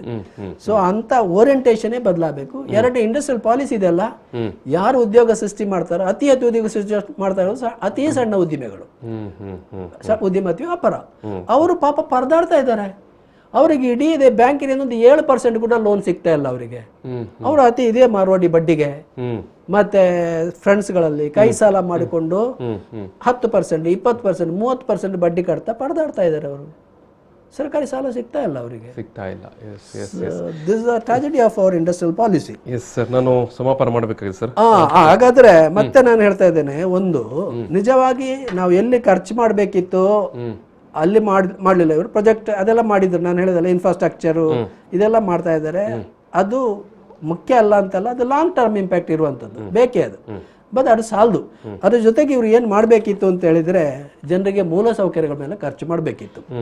ಮೂಲ ಸೌಕರ್ಯ ಅಂದರೆ ಕುಡಿಯೋ ನೀರು, ವಸತಿ, ಶಿಕ್ಷಣ, ಆರೋಗ್ಯ, agriculture, rural development, mid day meal, ಇದರ ಮೇಲೆಲ್ಲ ಮಾಡಬೇಕಿತ್ತು. ಯಾಕಂದ್ರೆ 2 ವರ್ಷದ ಪೆಂಡಮಿಕ್ ಅಲ್ಲಿ 84% ಕೈಯಲ್ಲಿ ದುಡ್ಡಿಲ್ಲ, ಇವತ್ತಿಗೆ ಕೂಡ ದುಡ್ಡಿಲ್ಲ, ಭಾರಿ ಕಷ್ಟ ಪಡ್ತಾ ಇದ್ದಾರೆ, ಊಟಕ್ಕೆ ಪರದಾಡ್ತಾ ಇದ್ದಾರೆ. ಅಂತವರಿಗೆಲ್ಲ ಏನೋ ವ್ಯವಸ್ಥೆ ಮಾಡಬೇಕಿತ್ತು. ಅದು ಆಗಿದೆ ಅಂತ ಸ್ವಲ್ಪ ನಾವು ಮಾತಾಡುವುದರ ಬಗ್ಗೆ. ಡ್ರಿಂಕಿಂಗ್ ವಾಟರ್ ಮೇಲೆ 60,000 ಕೋಟಿ ಅಂತ ಹೇಳಿದ್ರೆ ಓಕೆ. ಮತ್ತೆ ಹೌಸಿಂಗ್ ಮೇಲೆ 48,000 ಕೋಟಿ ಯೋಜನೆ ಮಾಡ್ತಾ ಇದ್ದಾರೆ. ಇದರಲ್ಲಿ 80 ಲಕ್ಷ ಮನೆ ಕಟ್ಟುವ ಯೋಜನೆ ಇದೆ ಅಂತ ಇವರಿಗೆ. 80 ಲಕ್ಷ ಮನೆ ಕಟ್ಟಬೇಕು 48,000 ಕೋಟಿಯಲ್ಲ ಅಂದ್ರೆ, ನೀವು ನೋಡಿ 1 ಕೋಟಿಯಲ್ಲಿ 10 ಮನೆ ಕಟ್ಟಿದರೆ ಅಂದ್ರೆ ಪ್ರತಿ ಮನೆಗೆ 10 ಲಕ್ಷ ಅಂದ್ರೆ 10 ಮನೆ, 48,000 ಗುಣಿಸಿ 10 4,80,000 ಮನೆ ಆಯ್ತು. ಇಡೀ 5 ಲಕ್ಷ ಮನೆ ಕಟ್ಟಬಹುದು ಅಂತ ಇಡೋಣ 48,000ದಲ್ಲಿ. ಅಂದ್ರೆ 80 ಲಕ್ಷ ಮನೆ ಆಗ್ಬೇಕಾದ್ರೆ 16 ವರ್ಷ ಬೇಕು. ಇದು ಏನು ಲೆಕ್ಕಾಚಾರ ನನಗೆ ಅರ್ಥ ಆಗುದಿಲ್ಲ. ಹೇಳಿದಾರಲ್ಲ 25 ವರ್ಷದ ಯೋಜನೆ ಅಂತ. ಅದರ ಜೊತೆಗೆ ಫುಡ್ ಸಬ್ಸಿಡಿ, ನಾನು ಹೇಳಿದ್ರೆ ಇವತ್ತು ಜನರು ಊಟಕ್ಕೆ ಪರದಾಡ್ತಾ ಇದ್ದಾರೆ. ಫುಡ್ ಸಬ್ಸಿಡಿ ಹಿಂದಿನ ವರ್ಷ 2.9 lakh crore ಇದ್ದದನ್ನು ಈ ಸಾರಿ 2.1 lakh crore ಇಳಿಸಿದ್ದಾರೆ. ಹತ್ತಿರ ಒಂದು 80,000 ಲಕ್ಷ ಇಳಿಕೆ ಆಗಿದೆ, ಕೋಟಿ ಇಳಿಕೆ ಆಗಿದೆ. ಎಜುಕೇಶನ್ ಮೇಲೆ ಸ್ವಲ್ಪ ಏರಿಕೆ ಆಗಿದೆ, ಅದೇನು ದೊಡ್ಡ ಮೊತ್ತ ಅಲ್ಲ. ಯಾಕಂದ್ರೆ ನ್ಯೂ ಎಜುಕೇಶನ್ ಪಾಲಿಸಿ ತರುವಾಗ ಅವರು ಕನಿಷ್ಠ ಒಂದು 6% GDP ಇನ್ವೆಸ್ಟ್ ಮಾಡ್ತೇವೆ ಅಂತ. ಇದು 3% ದಾಟೋದಿಲ್ಲ ಇದು ಕೂಡ. ಸೊ ಇನ್ನು ನಾನು ಹೇಳಿದಲ್ಲ, ಎಜುಕೇಶನ್ ಅಲ್ಲಿ ಇಲ್ಲಿ ಎಲ್ಲಿ ಕೂಡ ಇವರು ಫಿಸಿಕಲ್ ಕ್ರಿಯೇಟ್ ಮಾಡೋ ಯೋಜನೆ ಅಲ್ಲ, ಡಿಜಿಟಲ್ ಯೂನಿವರ್ಸಿಟಿ, ಟಿವಿ ಕೊಡೋದು ಅಂತ ಇದೆ. Mid day meal very important ಬಡ ಮಕ್ಕಳಿಗೆ. ನೋಡಿ ಕಳೆದ ಬಾರಿ 11,500 ಕೋಟಿ ಇದ್ದದ್ದು ಈ ಸಾರಿ 10,233 ಕೋಟಿಗೆ ಇಳಿಸಿದ್ದಾರೆ. ಜಾಸ್ತಿ ಮಾಡೋ ಬದಲು ಇಳಿಕೆ ಆಗಿದೆ. ಅಂಗನವಾಡಿಗೆ ಕಳೆದ ಬಾರಿ 2,105 ಕೋಟಿ ಇದ್ದದ್ದು 20,105 ಕೋಟಿ ಇದ್ದದ್ದು ಈ ಸಾರಿ 20,263, ಮಾರ್ಜಿನಲ್ ಇನ್ಕ್ರೀಸ್, ಅದು ದೊಡ್ಡ ಇನ್ಕ್ರೀಸ್ ಅಲ್ಲ. ಹೆಲ್ತ್ ಮೇಲೆ ಕಳೆದ ಬಾರಿ 82,921 ಕೋಟಿ ಇದ್ದದ್ದು ಈ 83,000 ಕೋಟಿ, ಅಂದರೆ ಕೆಲವು ಕೋಟಿಗಳು ಮಾತ್ರ. ಇವರಂದ್ರೆ ಈಗ ಪೆಂಡಮಿಕ್ ಆಗಿ ಮುಗ್ದು ಹೋಯ್ತು, ಹೆಲ್ತ್ ಪ್ರಾಬ್ಲಮೇ ಇಲ್ಲ ಅಂತಿದೆ. ಲಾಸ್ಟ್ ಟೈಮ್ ವ್ಯಾಕ್ಸಿನೇಷನ್ ಮೇಲೆ 35,000 ಕೋಟಿ ಇಟ್ಟವರು ಈ ಸರಿ ಕೇವಲ 5,000 ಕೋಟಿ ಇಟ್ಟಿದ್ದಾರೆ. ಇವರು ಆಕ್ಚುಲಿ ಡಿಸೆಂಬರ್ ಒಳಗೆ ಇವರು ನಿಜವಾಗಿ 100% ಅಡಲ್ಟಿಗೆ 2 ಡೋಸ್ ವ್ಯಾಕ್ಸಿನ್ ಕೊಡ್ತೇವೆ ಅಂತ. ಇವತ್ತು ಲೆಕ್ಕಾಚಾರ ಪ್ರಕಾರ 65%ಗೆ ವ್ಯಾಕ್ಸಿನೇಷನ್ ಆಗಿದೆ. ಈಗ 35% ವ್ಯಾಕ್ಸಿನೇಷನ್ ಆಗಬೇಕು. ಅದರ ಮೇಲೆ 3rd ಡೋಸ್ ಕೊಡಬೇಕು ಅಂತ ಹೇಳೋ ಒಂದು ಪ್ರಪೋಸಲ್ ಕೂಡ ಇದೆ, ಬೂಸ್ಟರ್ ಡೋಸ್ ಅಂತ. ಈ 5,000 ಕೋಟಿಯಲ್ಲಿ ಏನು ಮಾಡೋದಪ್ಪ, ಇದು ಅರ್ಥ ಆಗೋದಿಲ್ಲ. ಮತ್ತೆ ನಾನು ಭಾರಿ ಮುಖ್ಯ 2 ವಿಚಾರ ಹೇಳಬೇಕು. ಒಂದು ಅಗ್ರಿಕಲ್ಚರ್, ಅಗ್ರಿಕಲ್ಚರ್ ವೆರಿ ಇಂಪಾರ್ಟೆಂಟ್. ನೋಡಿ ಪಾಪ ಅವರು ಎಷ್ಟು 1 ವರ್ಷ ಸ್ಟ್ರೈಕ್ ಮಾಡಿದ್ರು. ಸೊ ಈ ಸ್ಟ್ರೈಕಿನ ಒಟ್ಟು ಫಲ ಏನು ಅಂತ ಹೇಳಿದ್ರೆ, ಬಜೆಟ್ ಕಳೆದ ಬಾರಿ 1,26,807 ಕೋಟಿ ಇದ್ದದ್ದು ಈ ಸಾರಿ 1,32,513 ಕೋಟಿ. MSPಗೆ ಕನಿಷ್ಠ ಬೆಂಬಲ ಬೆಲೆ ಇದೆಲ್ಲ, ಕಳೆದ ಬಾರಿ 3,959 ಕೋಟಿ ಇದ್ದದ್ದು ಈ ಸಾರಿ 1,500 ಕೋಟಿ ಕಡಿಮೆ ಆಗಿದೆ, ಜಾಸ್ತಿ ಆಗಿಲ್ಲ. ಅದಕ್ಕೆ ಅವರಿಗೆ ಬಾರಿ ಸಿಟ್ಟಿದೆ ರೈತರಿಗೆ. ಮತ್ತೆ ಕ್ರಾಪ್ ಇನ್ಸೂರೆನ್ಸ್ ಇದೆಲ್ಲ, ಬೆಲೆ ವಿಮೆ ಲಾಸ್ಟ್ ಟೈಮ್ 15,989 ಇದ್ದದ್ದು ಈ ಸಾರಿ 15,500, ಅದು ಕೂಡ ಕಡಿಮೆ ಆಗಿದೆ crop insurance. Agriculture infrastructure fund ಅಂತ ನಾನು ಹೇಳಿದಲ್ಲ, ಅದು ಏನಿಲ್ಲ, ಇಲ್ಲಿಂದ ತೆಗೆದು ಎಲ್ಲಿಂದ ಈ ಪೆಟ್ರೋಲ್ ಡೀಸೆಲ್ ಸೆಸ್ಸಿನ ತೆಗೆದು ಮಾಡೋ ಫಂಡ್. ಅದು ಲಾಸ್ಟ್ ಟೈಮ್ 900 ಕೋಟಿ ಇದ್ದದ್ದು ಈ ಸಾರಿ 500 ಕೋಟಿ ಆಗಿದೆ. ಅದು ಕೂಡ ಪ್ರೈಮ್ ಮಿನಿಸ್ಟರ್ ಕಿಸಾನ್ ಯೋಜನಾ ಇದೆ ಅಲ್ಲ, 2,000 ಕೊಡುದು, ಅದ್ರಲ್ಲಿ ಒಂದು 500 ಕೋಟಿ ಜಾಸ್ತಿ ಮಾಡಿದ್ದಾರೆ.